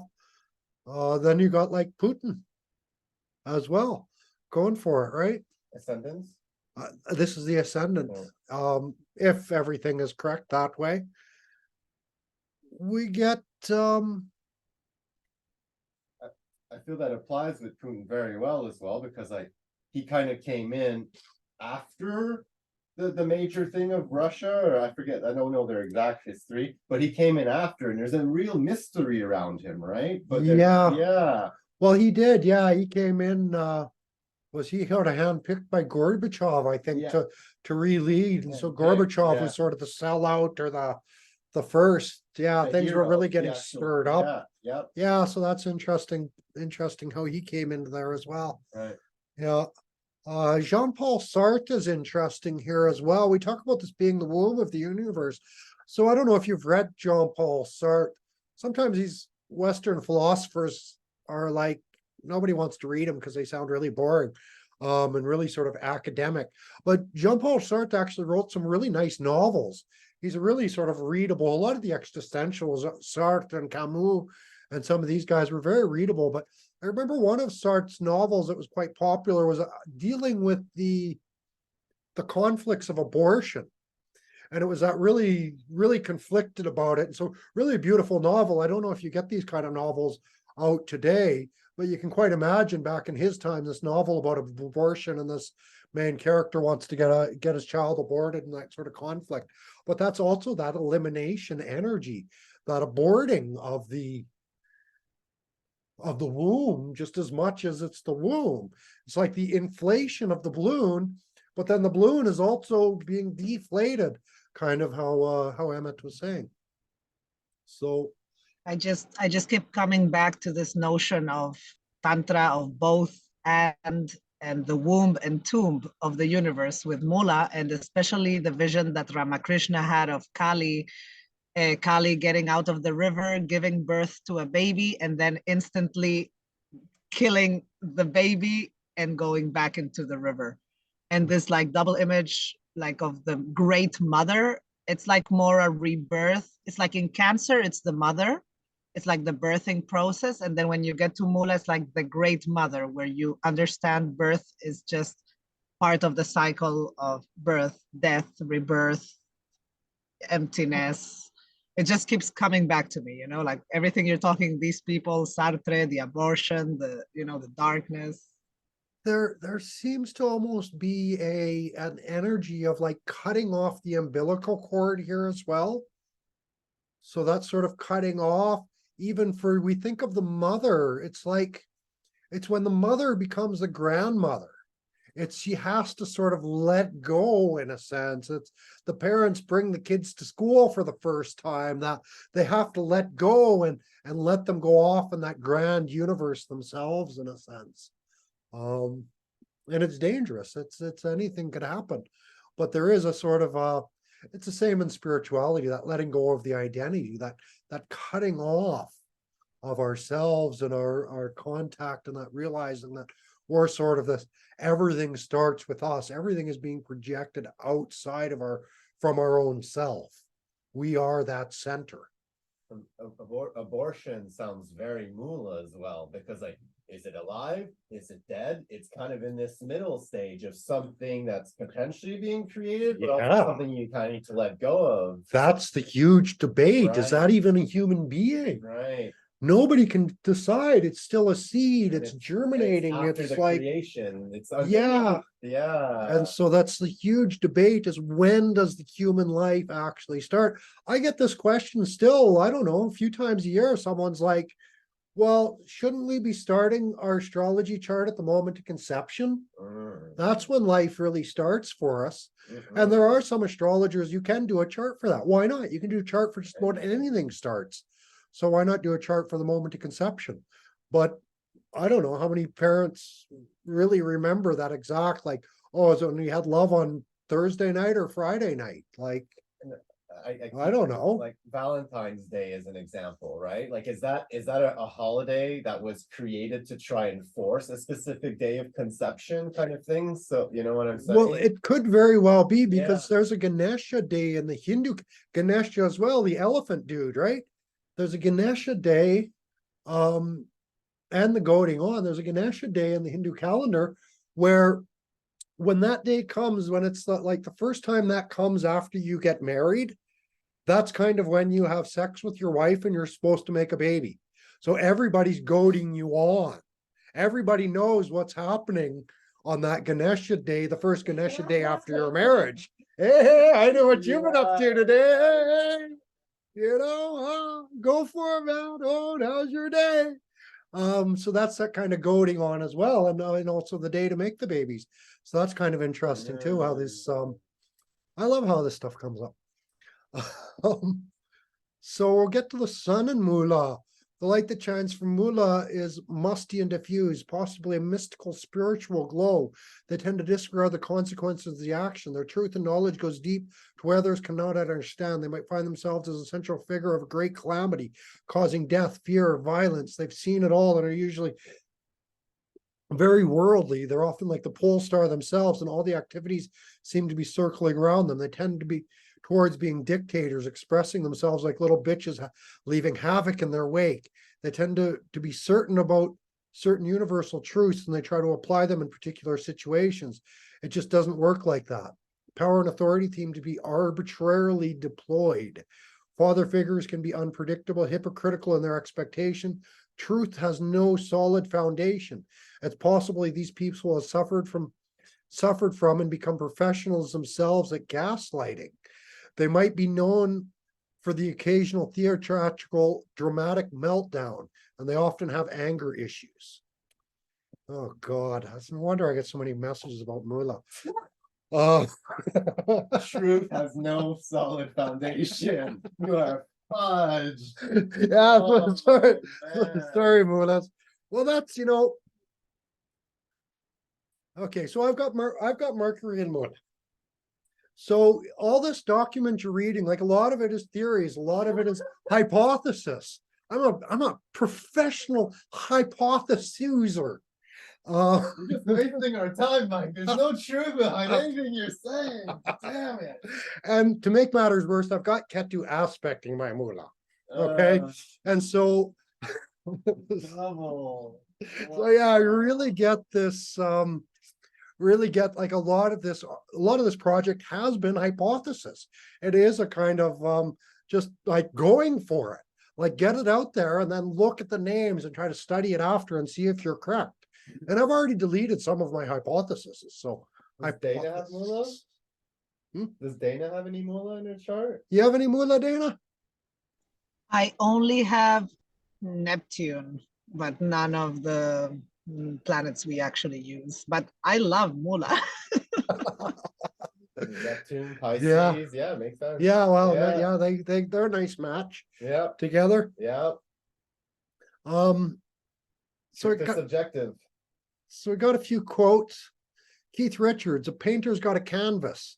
That's that blank canvas of the painter, also Moola. The painter's got the canvas. The writer's got the realms of empty paper. A musician has silence. Silence is beautiful. That silence is very Moola. I mean, some doctor told me I had 6 months to live. I went to their funeral. This is Keith Richards, right? Nobody can believe this guy's still alive.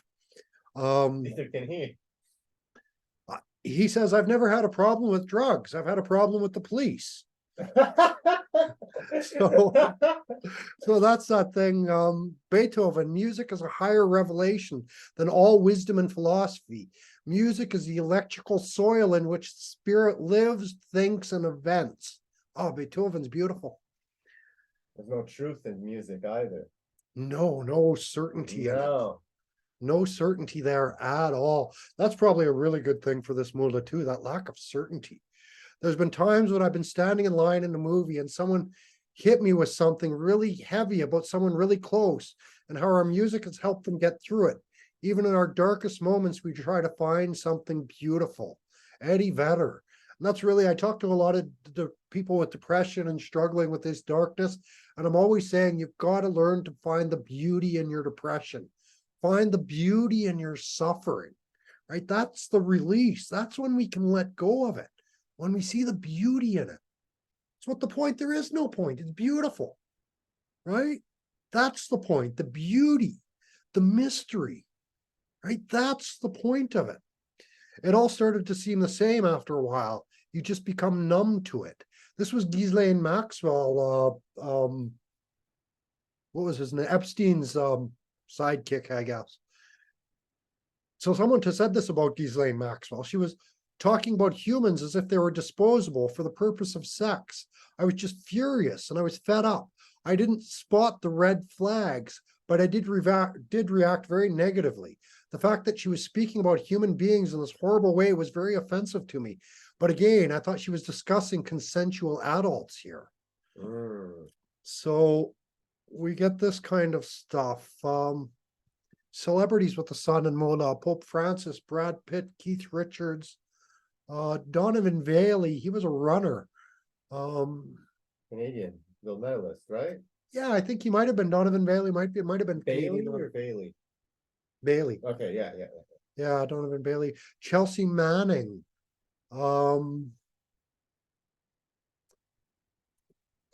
Just looking to see. There's a little bit of, well, there's quite a mix of people when I look at this first one, because you get someone like Pope Francis. Patricia is a lot like a Pope Francis. She's probably a master of Moola, and Kashmiri Shaivism, like a kind of PhD sort of a master, that sort of thing. You get Gigi Pulosland. She's been mostly a prostitute and an escort most of her life. Charlie's full-fledged activism. A lot of sort of animal rights. I wonder if you get some animal rights type stuff. You get a lot of rights stuff with Moola anyways. But that Sun's going to be quite a focus there. Marcone, Joseph Stalin, John Graham Burge. That was a police officer. I think it was in Chicago or Detroit. Anyways, they had a black site. He was bringing people there. He was torturing them. It was like a really, really corrupt cop anyways. And so that's that lack of consequences. Steven Spielberg. There's got to be some alienation in Ketu places as well, in aliens and little ET figures and dudes like that. That's got to come up there. The center of the unit of our galaxy, right? So yeah, that is that spaciness and stuff galactic with it directly in a way, right? Yeah. And so then you get Steve Austin was a wrestler. Funny, well, Steve Austin, John Graham Burge, Joseph Stalin was a big, tough, mean guy. So you see some pretty tough guys with Sun and Moola here as well. Phil Donahue, that kind of stuff. His show was always going into chaos. These people would just come on there. He's like, Phil Donahue was kind of, who was the next guy that came after him? But he was just dealing with everybody's problems, just numb to it all in a sense. And then chaos would break out. But these people he was bringing on a show were just like kind of the lowest common denominator. I wonder if that's not a Moola thing too, the lowest common denominator. But these people would just come on there and they just had the most pointless complaints in the whole world. It was really kind of annoying almost. And you're just like, how is this like, why are people concerned about this? Same people just didn't understand it, but these people, it was their whole lives, in a sense, was overcome by these petty problems. But they say Phil Donahue also helped a lot of people. Yannick Das, I see quite a few yogis have this. As we get down here, Yannick Das, a great Babaji that I met. Pepe C is a well, I'm surprised he's a Spanish guy, also a Spanish Guruji. He was locked down in Rishikesh for the whole lockdown sort of stuff. I don't know. He might be more yoga therapist than philosophical yoga. Dene does she follows a really interesting Brigu yoga, they call it. The Gurujis are actually in Varanasi, and it has some connection with the Brigu texts. So it's something you might find interesting, Dana, because Brigu text is sort of the planetary positions in the signs, I think. So when we start saying like Sun is in Sagittarius or Sun is in Scorpio, that was a Brigu text. Now there's no official translation of the Brigu text for astrology because there's only 2 or 3 Brigu's texts existing. And they need 5 to do an authoritative, but one of them is Varanasi, and I think Dene is connected with that lineage that has the Brigu texts. And it's a Brigu yoga they're teaching, like I say, Guru's out of Varanasi. There's a couple pretty hardcore sort of bush people here, that kind of thing. Karsten is a baker, and so that flour too, you think of those puffs of flour in the air and that flour dust. And you kind of don't know what's happening when you're baking too. You make it, you put it in, and you don't know how it's gonna turn out, right? It's got that air of like mystery, like there, what did I put together here? yeah, you never know till the end. It's like, Yeah. oh, yeah. I don't bake. Yeah, and so there's that. Eddie Vedder, I listened to, he's got a nice song, I hope society, I hope you're happy without me, or something like that. And Eddie Vedder, kind of a unique guy as well. He's like, he started off as this like hardcore rock guy, and now he does like, he's got like a ukulele album and things like that, you know, kind of thing. And so a bit of that Sun and Mula, who is this guy in a sense. Couple dancers, a couple healers as well have this. Ava Gardner, a few Swamis, Gurujis. Lucien Bouchard is interesting. He's a Canadian politician, and he wanted to separate Quebec's. He wanted to separate Quebec from Canada, and so I think he really his elimination campaign was to get rid of English. In a sense, he really hated the English, and there's still a lot of you go to the Quebecois villages, and they don't like the English. And they'll tell you that right to their face. And even if you're like from Ontario, like I was from Ontario and I went and I spoke French with all of them. They Yeah. still separated me just because I was from Ontario. Yeah. So it's just like it was pure Quebecois that it needed to be. Yeah. There is that sense, that pure Quebecois, the purity of language and culture. A lot of those things, Lucien Bouchard would have been very heavy on that kind of stuff. We see Justin Trudeau, Canada's son? current prime minister, Sun and Moola. Oh, Yeah. very mysterious fellow. Oddly enough, you see his name is right beside Mao. You see it also right beside Bill Ayers, who was also sort of known as a radical communist, leader of a radical communist party in the US. And now kill is the one of the dictators with the highest kill count, right? Essentially. Yeah, exactly. That elimination of all opposition. He did worse than Justin, Hitler. Justin Trudeau is Not also good. trying to eliminate opposition. Yeah. Someone's from Alberta. Yeah. We get some serial killers here. The I-5 highway bandit killer there. Anywhere we got that Ghislaine Maxwell. It's interesting, we find another professional madame had this placement, so Ghislaine, and another professional, some sexual abuse. So we see a little bit of that. Maybe there is some energy of the madame, the sort of prostitution going on here as well. Washroom. Yeah, just go in. Okay. Say hi to my mom. Okay. No problem. Cool. You'll see it. Where is it? That way. So that's the sun. And Moola, was there any of those charts you wanted to have a look at?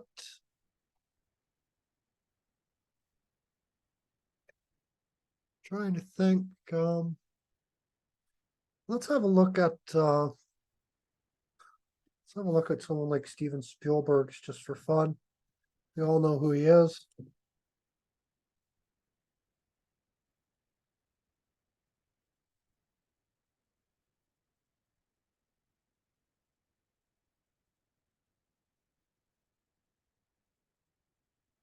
I always like to see.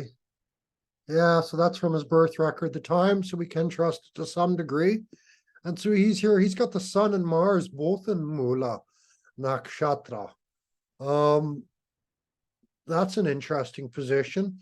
So we see the sun is rolling his third house, and so his media and communications is going into that seventh house. I don't know, a lot of his, like, he's got DreamWorks and stuff, and so a lot of the media production he does is always in partnership with somebody else. It's like his groups are always partnering with a larger thing, and so that's maybe some of that seventh house energy of that partnership stuff. If we look, what is it? His third, his 11th, and his sixth lords all coming together. So it's a bit of a difficult, where is it from Moon? Bit of a difficult sort of placement for him, because neither Sun or Mars are very good planets for him. Mars is going to cause a lot of trouble. I don't know what Steven Spielberg's relationships have been like, but I wouldn't imagine they're very good. He's got Ketu in in the eighth house, or sorry, the sixth house. And this isn't bad. We like Ketu in the sixth house. We always say, oh, it's really wonderful. But it does make problems in relationships, Ketu in the sixth house, because I've got another client that's dealing with this right now. She's been married for 20 years and she never fights with her. They're never had a fight with her husband. They always get along. In 20 years, they've never had a fight. So it's almost like there's a cold war going on beneath the surface. And so that's a Ketu in the sixth house. It can abandon. It will just ignore the argument. It won't get into it when Ketu's in the sixth house. And so there's some of that causes relationship problems as well. But that's not his Mula placements, but it is Ketu placements. And so we see we're going to find a lot of, I don't know, a lot of disputes about contracts, a lot of disputes in his chart about what the agreement was. He would also, something like a Sun Mars there, if we look at his wives or his partners, let's look at this a little deeper. Yeah, because from his moon also it's ruled by, we got Aries. So his partners have that really powerful Sun Mars thing going on. So I don't know what his wife is like or his partners, but very powerful women, very independent. Yeah, that would be brutal women. I can't imagine his relationships lasting very long at all, because there's just so much Rajasic energy there. And it's so fiery and so hot. And you might say that about his partners as well, because Jupiter is going over into the fifth house with Venus. And so that will bring the beauty to them and the balance, and really a lot of love and a lot of passion will be there and relationships for them. Could we read it as like sexual attraction because of his ascendant in Ardra and Mula and the animals of the nakshatras paired together? That's it. And a lot of his relationships might be that sun, that singular one-time animalistic, rah! Everybody loves it. It's got to be great, I'm sure. But that also might, like, he's got Saturn aspecting his eighth house. And so that is bringing in a little bit of a fear, a little bit of a block sexually. It's not Saturn in the eighth house, so it's not that strong, but it's still going to be there. So what we might see is that occasional breaking through of that, and that more animalistic energy coming out. And Saturn just really wants to control that, really, control that sexual energy. So definitely a lot of dating history that's had issues with Spielberg, like different multiple wives. His first wife got like 100 million from the settlement, something crazy like that. yeah, A lot of like mystery and some not necessarily controversy, but like, what's going on here kind of thing with him, right? yeah. So that doesn't surprise me too big. So while he's got a little bit of the fear of the Saturn aspecting his eighth, but when we look from the moon, he's got Rahu in the eighth house from the moon. And so that's also a little bit the uncontrollable urges and things like that. Rahu's in Rohini, which is all those lovely young women that he's working with. Right? Rahu wants, very hungry for that. That's where the hungry goes in, towards that Rohini and those urges he can't sort of control. And then hopefully keeping it all in the back room, like that eighth from the moon is the 12th. The 12th from moon. And so it might be some foreign places, and anyways, a little traveling and probably a lot of things we don't know about, and some cloudiness going on there as well. Well,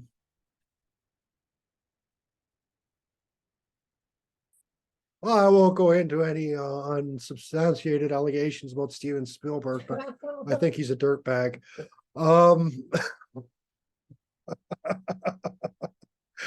But we'll move on from that.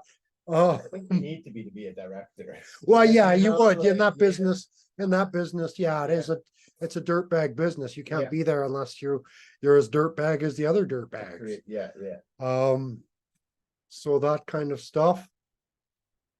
Let's go on. What are we? Yeah, let's move on to the moon and Moola. Well, we'll get more into the culture of Moola. Struggle. Hitler tells us struggle is the father of all things. It's not by the principles of humanity that man lives or is able to preserve himself above the animal world, but solely by means of the most brutal struggle. That's his quote? That's Hitler, yeah. Wow. And so that's that struggle for supremacy in a sense that we see going on in Moola. He struggled as an artist, right? He struggled as an artist, but any of that, it's almost like the struggle and the suffering is what makes you stronger. Yeah. Again, it's the struggle and the suffering that makes us turn towards God. Victor Hugo tells us that change your opinions, keep to your principles, change your leaves, but keep intact your roots. And so that's also keep the roots solid, change on the outside, but inside be firmly seated in the self. I repeat that a gazillion times in my life. And so he also says, if I speak, I am condemned. If I say silent, I am damned. And again, it's that those opposites seem to be coming into Moola in a lot of ways. What's the difference between condemned and damned? You'll condemn me, God will damn me. The people, the humans will condemn me. God is the one who's dealing with my You're just soul. as guilty if you do nothing than if you do something, kind of. Yeah. Damned if you do, damned if you don't. Yeah, exactly. Yeah. Anyone can throw me into jail. Only God can damn my soul. Right. So long as there shall exist, by reason of law and custom, a social condemnation which, in the face of civilization, artificially creates hell on earth and complicates the destiny that is divine with human fatality. As long as there are three problems of the age, the degradation of man by poverty, the ruin of women by starvation, and the dwarfing of childhood by physical and spiritual night. As long as these are not solved, so long as in certain reasons social asphyxia shall be possible. In other words, and yet from more extended point of view, God, Victor Hugo, this makes it hard to read. It's probably easier to read than to say out. So as long as all this ignorance and misery remains on earth, books like this cannot be useless. And that's what he was saying about Les Miserables. So it has some purpose because there's misery in the world. Now it's like human rights have some purpose because there's misery in this world. I don't mind what happens. That's the essence of inner freedom. It's the timeless spiritual truth. Release attachment to outcomes deep inside yourself. You'll feel good no matter what. Krishnamurti. The ability to observe without evaluating is the highest form of intelligence. Again, that observation without, to observe without evaluating is the highest form of intelligence. It's that witness perspective of Moola. Just see it. Don't be attached to any of the things. It's the same way as we get that ultimate awareness that we were going through the Kung Fu meditations. It's like you see the target attached, but you don't attach to that. You allow your expansion or your vision to expand. A cup is useful only when it's empty. A mind that is filled with beliefs, with dogmas, with assertions, with quotations is really an uncreative mind. So that emptiness, right? Don't fill yourself. Just be empty. Let it come. Let it go. Fear begins and ends with the desire to be secure, inward and outward security, with the desire to be certain, to have permanency. That's Cancer. The continuity of permanence is sought in every direction, in virtue, in relationship, in action, in experience, in knowledge, in outward and inward things. To find security and be secure is the everlasting cry. It is this insistent demand that breeds fear. That's again Krishnamurti. So it's that desire for security that's breeding fear. That's wow. I just don't even know how to think about some of these things. Who's writing this? That was Jiddu Krishnamurti. Oh, You've read Krishnamurti? no. He's sort of one of the more secular philosophers, modern philosophers of India. He's quite nice. He was a little bit, he was nurtured by, what's her name? The Theosophical Society woman. Can't remember. Blavatsky. Not Blavatsky. It was the other woman. I think Oh, that okay. Krishnamurti. Anyways, because Blavatsky's crazy woman. It was another kind of sane woman Yeah. who who nurtured Krishnamurti. Because as much as Blavatsky was, as much as she sort of helped the cause of mysticism and all of that, she also set it back because I'm pretty sure she was schizophrenic as well, which if you look at the Quakers, and I get there's a sort of sense that the schizophrenics, they have knowledge and access to realms that we don't, and it does actually give them a lot of access to mystical realms we don't have, but they're also crazy. Faith is like an empty, open hand stretched out towards God, with nothing to offer and everything to receive. For the fetus, though enclosed in the womb of its mother, is already a human being. It is a monstrous crime to rob it of a life that which has not yet begun to enjoy. It seems more horrible to kill a man in his own house than in a field, because a man's house is his place of most secure refuge. It ought to surely be deemed more atrocious to destroy a fetus in the womb before it has even come to light. That was John Calvin dealing with this quite a few years ago. Negative results are just what I want. They're just as valuable to me as positive results. I can never find a thing that does the job best until I find all the things that don't do the job. I have not failed. I've just found 10,000 ways it won't work. Restlessness is discontent, and discontent is the first necessity of progress. Show me a thoroughly satisfied man, and I'll show you a failure. This is Thomas Edison talking about these last ones. Ed Belfour, goaltender. When people count me out, that's what gets me motivated. I simply don't accept losing well. I just feel that whatever it takes to win, you have to do it. I hate losing. Sometimes I let my emotions get out of control. I've learned not to be as maniacal as maniacal, thank you, as I used to be. If other people do not understand our behavior, so what? Their request that we must only do what they understand is an attempt to dictate to us. If this is being asocial, irrational in their eyes, so be it. Mostly resent our freedom, our courage to be ourselves. We owe nobody an explanation or an account, as long as our acts do not hurt or infringe on them. And that's really the key. The last part is the key to that whole thing. It's like, as long as our acts don't infringe or hurt anybody else, actually, there should be no consequence. I should be able to do whatever I want. An illusion shared by everyone becomes reality. Love is the child of freedom, never that of domination. It sounds like in the world of Moola, facts don't exist. Facts are like an agreed upon opinion of a majority, essentially. Basically, yeah. That's a very good way to put a Mula fact. Yeah. Did you hear that, Dana? Agreed, a majority is a fact. I'm starting to think my sisters are very Jeshta, but very Mula, especially one of my sisters. So with the fact thing. Yeah, well, like I say, there's such a relationship between Jeshta and Mula. They're sisters in a way, in a big way, these two. So Carl Rogers tells us that when a person realizes he's been deeply heard, his eyes moisten. I think in some real sense, he's weeping for joy. It's as though you're saying, thank God, somebody has heard me. Someone knows what it's like to be me. This is, if we're studying astrology, this is what we're doing for people. This is one of the most important functions we play as astrologers. We're seers. We're witnessers. We see somebody for everyone they are.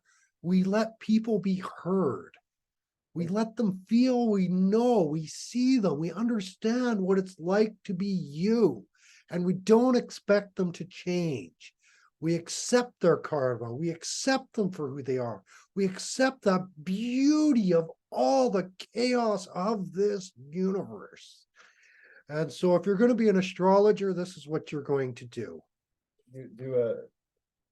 Do you guys, like Dana and Mike, like whenever you're giving a reading to someone, like at the end, like someone's like, I've never been understood before, I've never been seen before, and sometimes like within the first like 5-10 minutes of you reading the chart, you'll see their eyes get watery, right? Oh, yeah. And like you're saying, it's because they feel it's like we're a mirror and they feel seen because we're creating the reality of who they are in a worded way, right? So Yeah. it's like, so you got that does that happen with you, Dana, as well, or?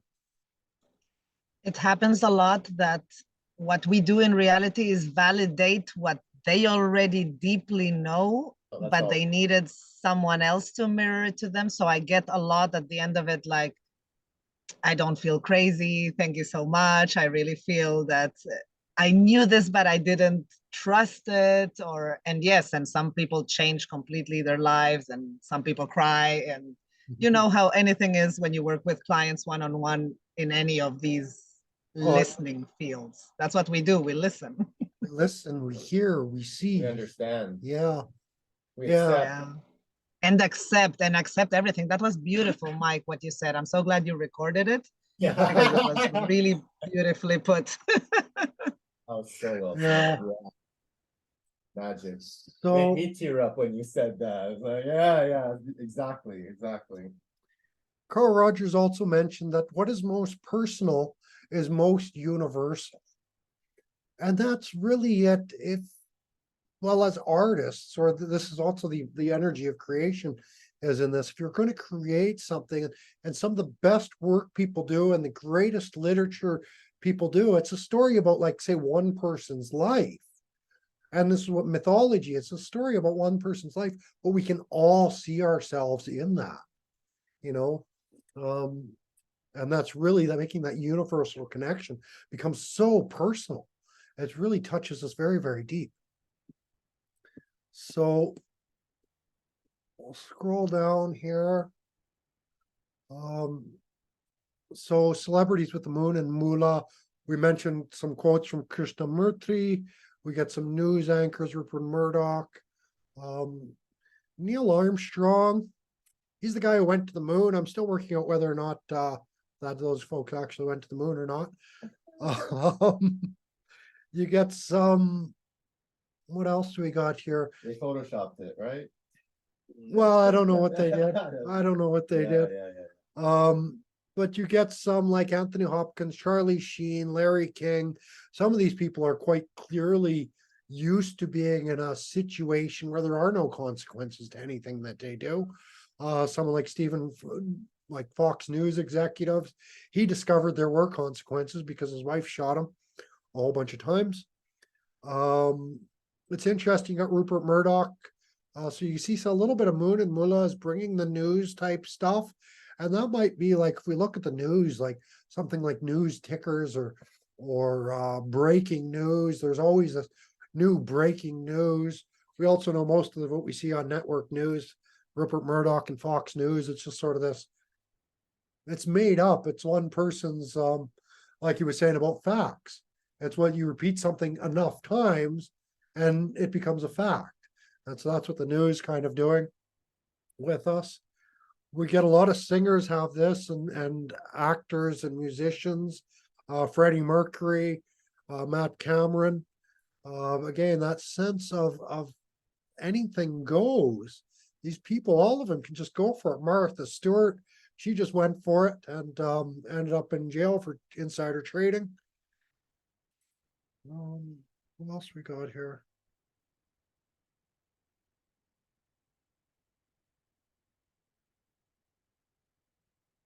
A lot of powerful people have this, and I think it's a lot of cases, it's these sort of powerful people who, again, they don't have to worry about consequences. There is a lot of chaos going on around them.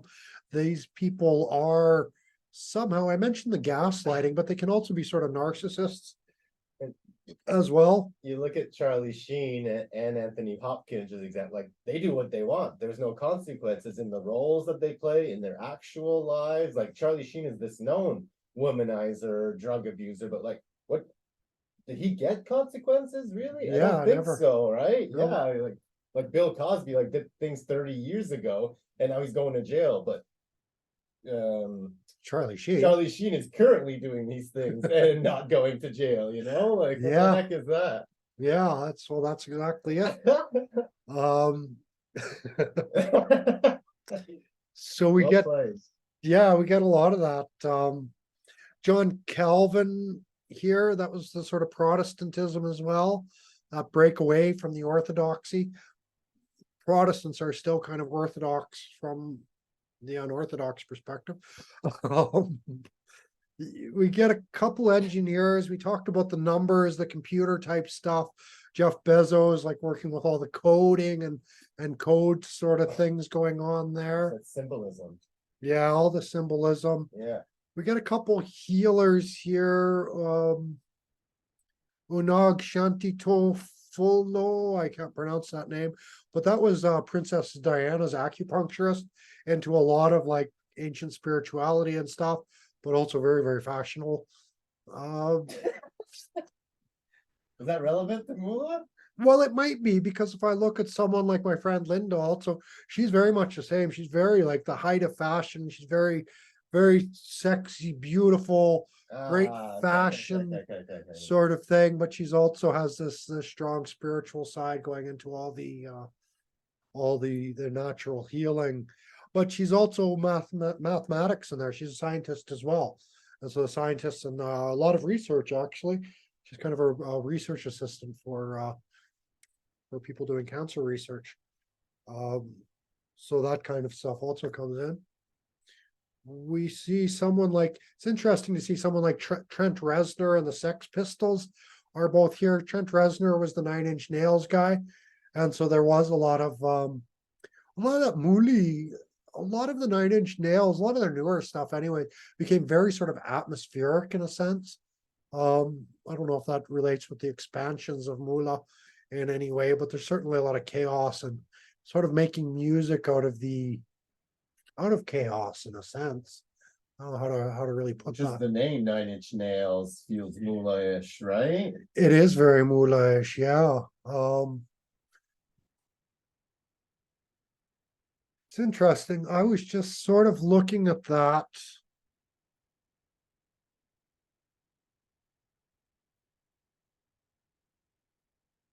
I was just looking at nails as they related with the elephant tusks and Uttara Ashad.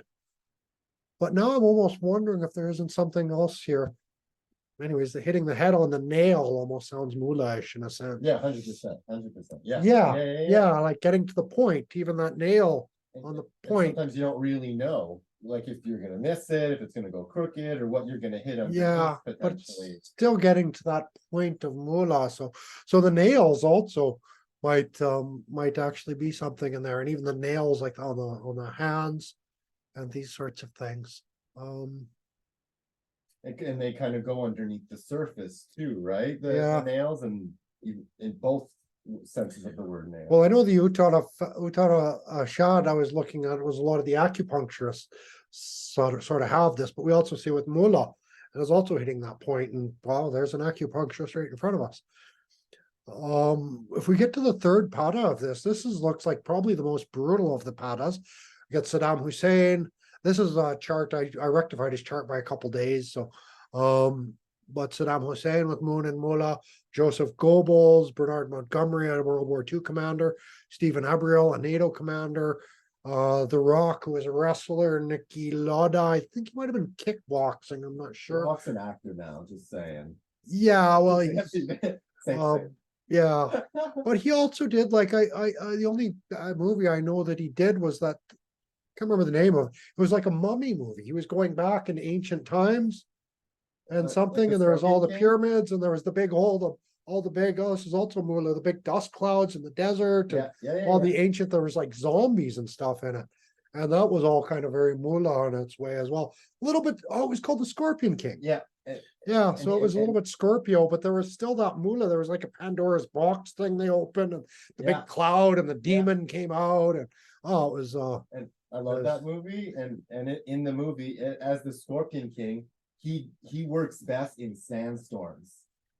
okay. So his enemies aren't seeing what's going on, and he just comes in like Batman, snatches them and beats them up. So he really rules in that fogginess of the sandstorm, which is the kind of mystery of the That wind. mist. Yeah, you lose your sense of direction when you're in that sandstorm as well. And the Scorpion King takes advantage of that against his enemies. Interesting. Yeah, he navigates it well. Yeah. Love that movie. And these I are all that. like Saddam Hussein, Goebbels, Bernard Montgomery, Stephen Abraham. These are all like they're all kind of parasites in a sense. They're all getting their nourishment from the chaos. Yes. Is really what we see here. The moon is looking for that nourishment through the chaos. And so they're always making some kind of chaos. They're kind of making some problems. And IS9, she was famous for all that kind of thing as well. The Rock has moon in GS in Yeah, Moon and Moola. Wow, Yeah. so appropriate. I'm not sure of a couple. We see Thomas Edison and Larry Page with the computer science and stuff. They've got the third. They might be a different pada. I'm not sure. I want to kind of lump in all these like Saddam Hussein, Joseph Goebbels, Montgomery, all these brutal guys. I want to lump into the third pada, the Gemini pada. I think maybe the Gemini. We never give Mercury enough credit for his warrior ability. So the Gemini side of this is arms, it's weapons. Adaptive as well. And it's what? Adaptive. Yeah, there's that Mercurial Which you wanted to adaptiveness. fight, right? The Virgo side of Mercury, you get into directly war and imbalances, but the third pada of Mula is in Gemini, and so it looks like it definitely relates with some arms and some weapons and things like that, and even armies and battalion kind of things. The smaller groups, no, you got the big army and you break it into pieces. And so that's really coming in. In the fourth pada here, we see Hitler. Charles Koch was into chemistry. Archibald Wheeler, I think he was science anyways. Sadhguru, Carl Rogers, Andre the Giant, Arnold Schwarzenegger. It seems the third pada or the fourth pada, ruled by Cancer. Seems like we're getting into a lot of really big boys here. Arnold Schwarzenegger, Arnold the Giant, even Michael Bohr is a big guy. Ed Belfour was a goaltender. Robert Curry is a Vedic astrology for us, but I think he's also actually was a big boy. Those kinds of things. And of the people you named, like Arnold Schwarzenegger, like he's done comedy movies, action movies, but he's way better in his action movies when he's got weapons than in his comedy movies, right? And I would say the same about The Rock, but then there's that Gemini Mercurian feel of doing both, Yeah. being able to kind of cool. Yeah. So that's Moon and Moola. Want to see any of these charts? All of them, really. Well, I like The Rock. Yeah, let's do The Rock. Let's rock and roll with The Rock. There's something in Moola. We talked about the dust and we talked about so many different things as well. We talked about the nails. There's something about Moola that puts me in mind of like the rock as well, like stones, like pebbles, like sand in a way. And then anyways, the stone chipping and you're getting all the dust from the rock and the stone dust. There's something there in Moola with all of that. Rocks and stones and Dwayne Johnson's nickname is The Rock. yeah, well Where'd that come from, right? So if we look at his chart, I'm not sure. The rock is what's underlying as well, right? Like it's the underneath, it's underneath the earth. It's like when you're planting seeds, you're looking for rocks as well. That'll be a part of it too, right? Yeah. Interesting. If we think too, it's interesting. We think of Cancer as being like what's just below the surface. And so if Sagittarius is an obstacle to getting below the surface, then it also makes sense that the Sagittarius is representing rocks. And so it might even be something, we saw some geologists with this. It might even, when we talk about the tortoise shell, maybe it's the bedrock underneath the earth, as well as that sort of, that bedrock might also be the Moola. And so, anyways, as long as we're making things up, why can't we make that up? Yeah. The earth analogy is really cool too, with Aries being the middle, being the fire, which is like the middle of the earth or something like that, or yeah, iron in the middle of the earth. I don't know what exactly. Yeah, well, the central core might be something like iron, might be diamonds as well in the central core because of all the pressure that's getting built up down there. And that's that sort of hardness from pressure as well. So if we look like, oh, that's the rock, there's the rock. There's the rock. So if we look at the rock here, this shows him with the Chitra ascendant. His where the heck's Mula? Oh, there's his Mula in the fourth house, ruling the 11th house, going into the fourth. I don't know. This would sort of suggest that there is a lot of chaos in his home life. Yeah, yeah. Becomes very chaotic. A lot of friends, maybe a fairly open home as well, because Jupiter's there opening the doors. Yeah. Moon is ruling the 11th house, going into the fourth, which was that 6/8 angle, and so there's some chaos also coming into Moon and Mula.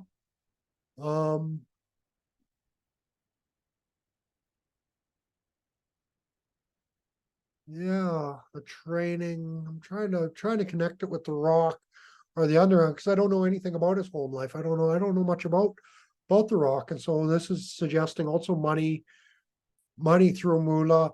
I wonder, there would be some kind of a teaching thing going on here. I wonder, he probably has maybe he has wrestling rings or something like that. Anyway, some kind of teaching, some kind of learning from all that chaos. It's really getting to the point, like his moon is with Jupiter, which is quite nice, because Jupiter would be in its own sign of Sagittarius. It's aspected by Venus, which also becomes, and Mars. And in this case, I would say the Mars aspect is a little bit negative, but with all the other positive aspects, it's not so bad. What's his Mars in? What's his Mars in? His Mars is in Migration and Gemini. Yeah. Yeah. And from the moon perspective, this is his emotional attractive to these sexy women, Mars, Venus type ladies. From the moon perspective, from the ascendant perspective, he's got the Mercury and Ravati in the 7th house, and so his relationships wouldn't be sticking together very well. They'd be changing. And yeah, his wife situation, her partner is like non-exist. Like we don't know about that side of his life at all. Like he keeps that hidden. Okay. Yeah, maybe it is staying a bit hidden because of and stays at home. So yeah, I can see that with his Jupiter. I know he has daughters. I follow The Rock. He's been one of my role models. And yeah, you never see or hear anything about his partner, his wife, always like his children only, and what he eats at home, which is all over the place and everything. Yeah. Okay. Yeah. So we have that kind of thing. He's got it maybe highlighted because he's got Moon in the 4th house in Moola, and Ketu is in Cancer in the 11th house. And so his 4th house type things, his Cancer type things, become very, very scattered. Yeah. But there must be a place for him that's home. That's still his point. He has a place of center where his mother kind of is, where his homeland and his roots kind of are. And so he would be rooted somehow through that moon. I want to look at Sadhguru's chart here quickly as well.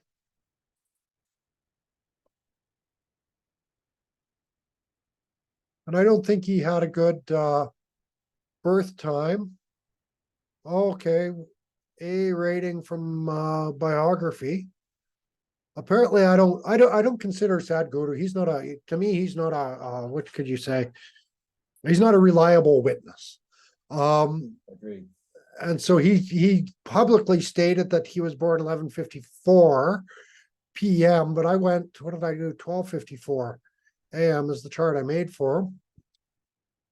He just says what he wants. He has a lot of that, Moon and Mula.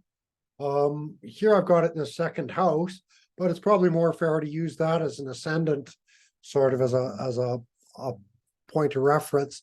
But the chart I made for him, I put a Saturn in his ascendant, and all kind of a little bit crusty and formal in everything he does. And then he's got Mars, really powerful for leadership. Mars going into the 10th house, his sun in the 10th house. That's all the Shaivism and the Purva Falguni is. There's a lot of the Shiva blue and the Shiva Linga stuff. He's famous for Shiva Linga. That's his temple, the 9th house from the moon. Also what he's known for. His workplace, he works out of that temple that he built as well. All of that sort of stuff. Mercury is keeping it youthful. A little bit students. It's probably the Mercury with the sun and Mars that keeps him from being taken too terribly seriously. Yeah, I don't know, the moon and Mula. It's interesting. Here it rules his ninth house, and so it's really connecting his beliefs. Someone who had well, he's Scorpio ascendant, but anyone who has the water planets and the trines like that is going to be a little bit more intuitive, generally speaking. But then you put that Mula moon in Mula, and it makes him quite intuitive, and his beliefs become quite mystical. And he seems to be building everything up for Shiva, but he's got some strong Kaliism in him as well. They work together. There was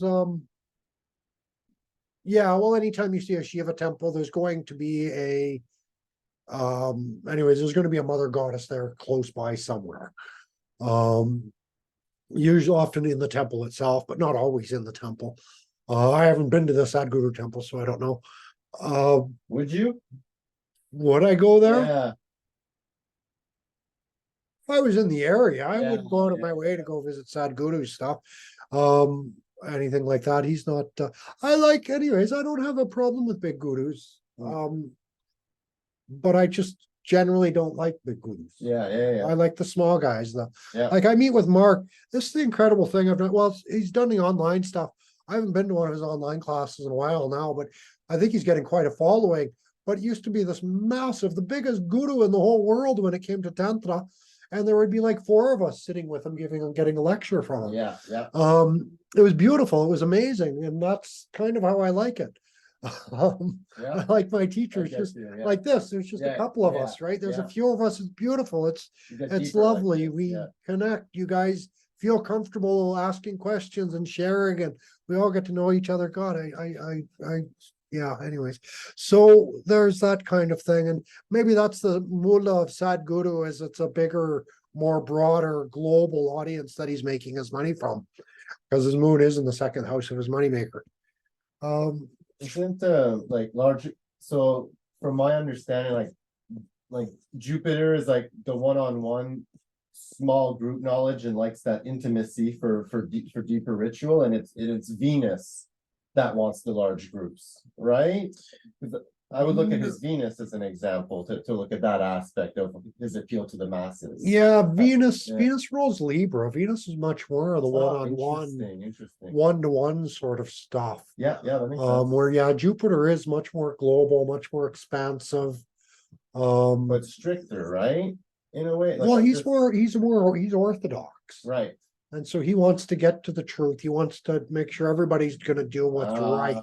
Yeah. Okay. And so that's that Yeah, right that comes into Jupiter, the rights of Mula as well. That's what rights are. The thing about the rights is what always gets sort of ignored when it comes to rights and human rights, is that there's obligations that come with that. You don't just get a right for anything. You can't just go off and be an idiot and say, oh, I have rights. It's like, no, I'm sorry. It doesn't work that way. And so it's really, for all of us, the more we step up and take care of our obligations, the more rights we're all going to have. It's almost, we get that conflict that we talk about with Saturn in that way, where Saturn is this really restrictive karmic energy. But it's also by taking care of those karmic duties and doing the hard work is where we get free. Yeah. And so it's kind of like the rights, is we get our rights by taking care of our duties. From the example you just gave of what's right and your rights, I was going through the airport and there was a guy ahead of me and he had a baseball cap on and he's about to go through the metal detector. So the security guard's like, hey, take off your cap. And the guy's like, nope, religious belief. And the security guard just let him walk through with his baseball cap on. Oh, Well, it's just like the vagueness of the rights of what you're allowed to wear and not. Like the guy used that to his advantage to just wear his baseball cap through it, well, I guess that's kind of where Mula is in Sagittarius. Yeah, I can believe anything. exactly. Yeah, I believe anything. Yeah, and It doesn't matter. and like Yeah. human rights, like it's like Yeah, if there's- I say wearing my baseball cap is a religious right, yeah, I see how that's fair to you. yeah. Like this came up an interesting thing during the COVID thing in USA. People were sort of kind of appealing to their religious rights yeah, to not have to take the vaccine. yeah, And they were sort of being tested on whether or not they were really Christians. as whether or not they could really, whether or not it really was their belief. It's so But then vague. somebody came out and said something really important. Your right beliefs are your beliefs. They don't have to be in accord with Christianity. They don't have to be in Right. accord with anything. Your beliefs are your beliefs, and you're entitled to those beliefs. So if you're living in a country where you're entitled to your beliefs, and I say, well, my beliefs don't involve a vaccine, they don't have to prove I don't have to prove anything. Right. My belief is my belief. You can't say anything against that. So there we go. That's Moola. Yeah. yeah. So well, really, when it comes to beliefs, it's just chaos. Yeah. It becomes it just is. meaningless. Just It's all dribble you your can- beliefs. And that's why it's so important limits, because then is the wording freedom of religion or is it freedom of belief? You know, that's where I would come in. Like, what does it exactly say? Yeah, well, that also comes into play. The definition of the word religion and belief at that point, which is like if I say my religion is my beliefs, like how can that kind of work, right? Well, you said something important, I think, earlier, where you talked about the fact is whatever the majority determines a fact to be. And we can't forget that Mula is this tying together of the roots. And so it is really like my belief. Is there enough people that to follow my belief, then I'm right. Yeah. I can get enough people to say I'm right, then I'm right. And that's it. If I can find just one witness to say they saw that miracle, then that miracle stands. You can't say anything. I've got witnesses, man. That's so scary of a thought when you think about it, right? Oh my gosh. It really is. That's Mula, man. She's terrifying. That's And- Maxwell and Einstein, right? They just each of them believed each other's beliefs and then created their own reality from it, which the rest of us are like, you guys are crazy. But because they kind of accept, wow. Yeah. So it's wild. Interesting. So let's go to Mars and Mula. People with Mars and Mula are actively opening Pandora's box. Bastards. A lot of good and evil will flow from their action. Pleasure and pain will be mixed. High libido and possible sex addiction, high risk activities, lack of accountability for action. They're the type of person who will keep getting up to fight after being annihilated time and time again. They'll take action to root out what they consider to be toxic ideology. They can conduct ruthless and elimination campaigns. Reagan and Nixon had their fight against communism. Putin now has his fight against Nazism in Ukraine. The more technically minded people were looking to root out inefficiency or mistakes in order to improve their products. This position might have relation with furnaces, blacksmithing, welding, very high heat and pressure with at least potential for explosion. There can be a very high rapid expansion. Just think about how quickly Michael Moore got fat. Well, I come up with this stuff. Oh, they might work. What's his chart? Yeah.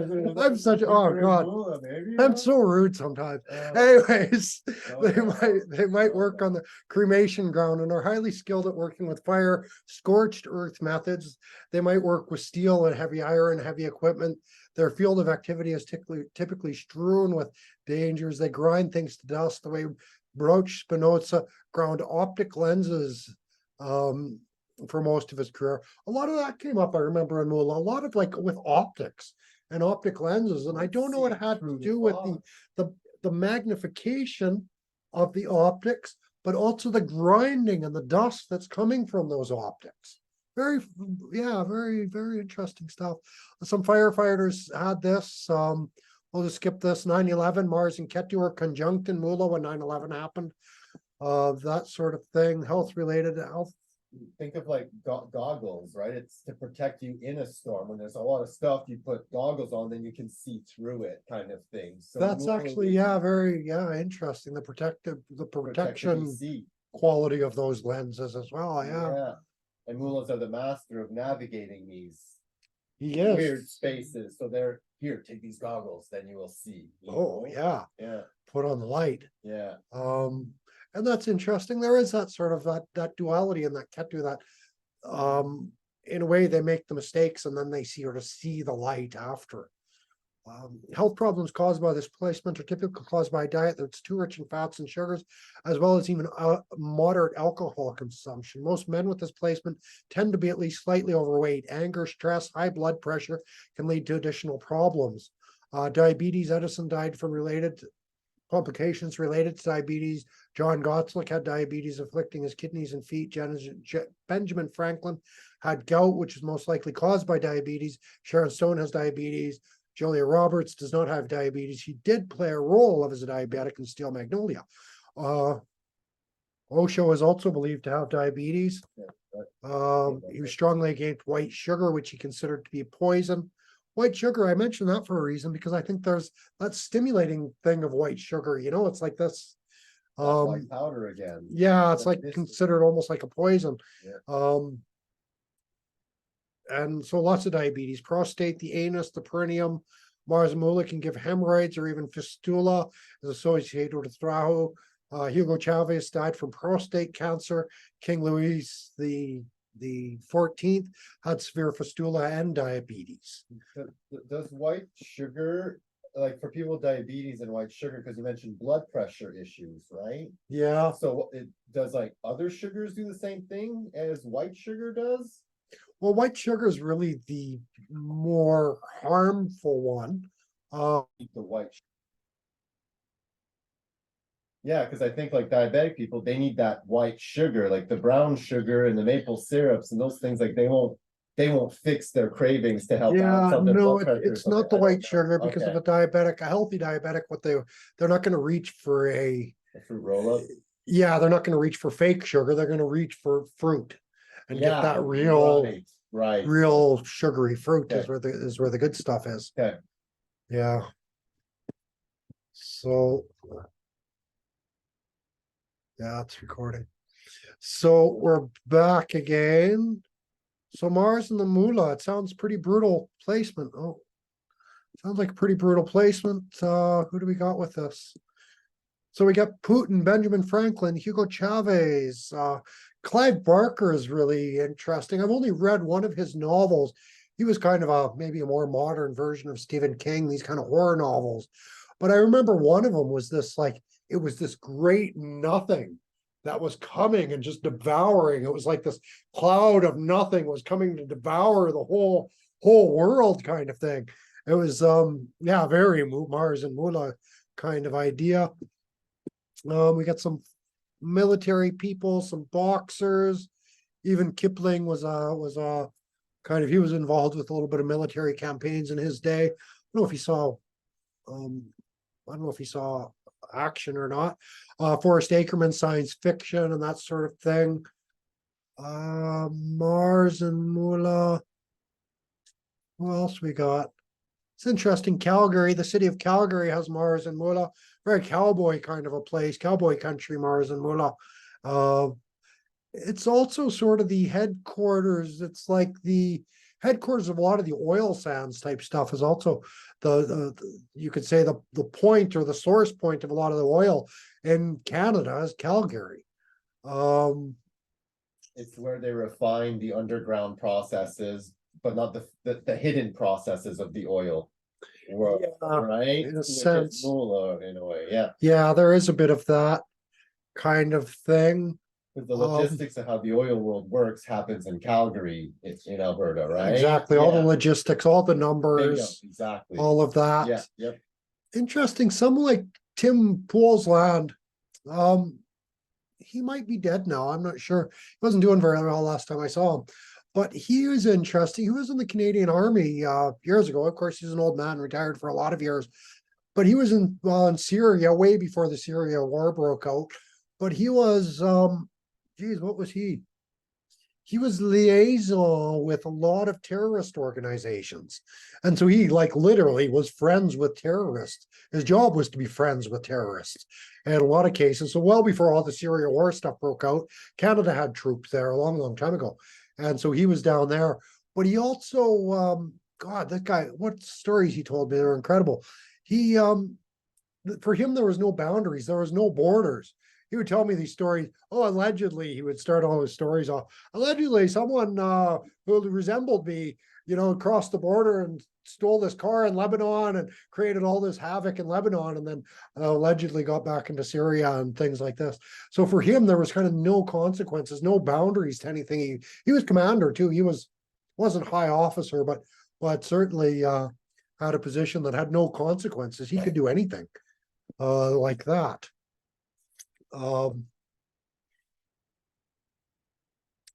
Mars and Moola. My father has Mars and Moola. He was a fireman when he was younger. We talked about the dealing with horses. He was a horse trainer. That's the guy I used to go train horses with. We talk about this idea of scorched earth later on. He worked construction. He was very much involved in stripping all the black dirt from the soil, all the organic soils from the earth. He was kind of involved in that sort of level of layer of the construction. And so he would strip all that earth, leave it scorched earth. There's nothing organic left there. Now I would come in and dig holes and put pipe and all the rest of that. So there's that sort of sense to it. Firefighters are in the fog, right? When they go in the building, they navigate that mystery, right? That humidity too, I think is, well, this is Ah. Mars there, so it's fire on fire, Right. meeting fire with fire, Yeah. in a The sense. axe of a firefighter. The axe of the firefighter, yeah. I think the axe is probably a good, we talked about the elephant goad, Yeah. and Emmett keeps bringing up axes and hatchets, and all of that seems to also relate here as well. Couple adventurers, Porsche, Richard E. Byrd, I think he's one of those guys that kind of flew around the world. Some chemical guys. What else we got? Thomas Edison, inventors, Steven Spielberg.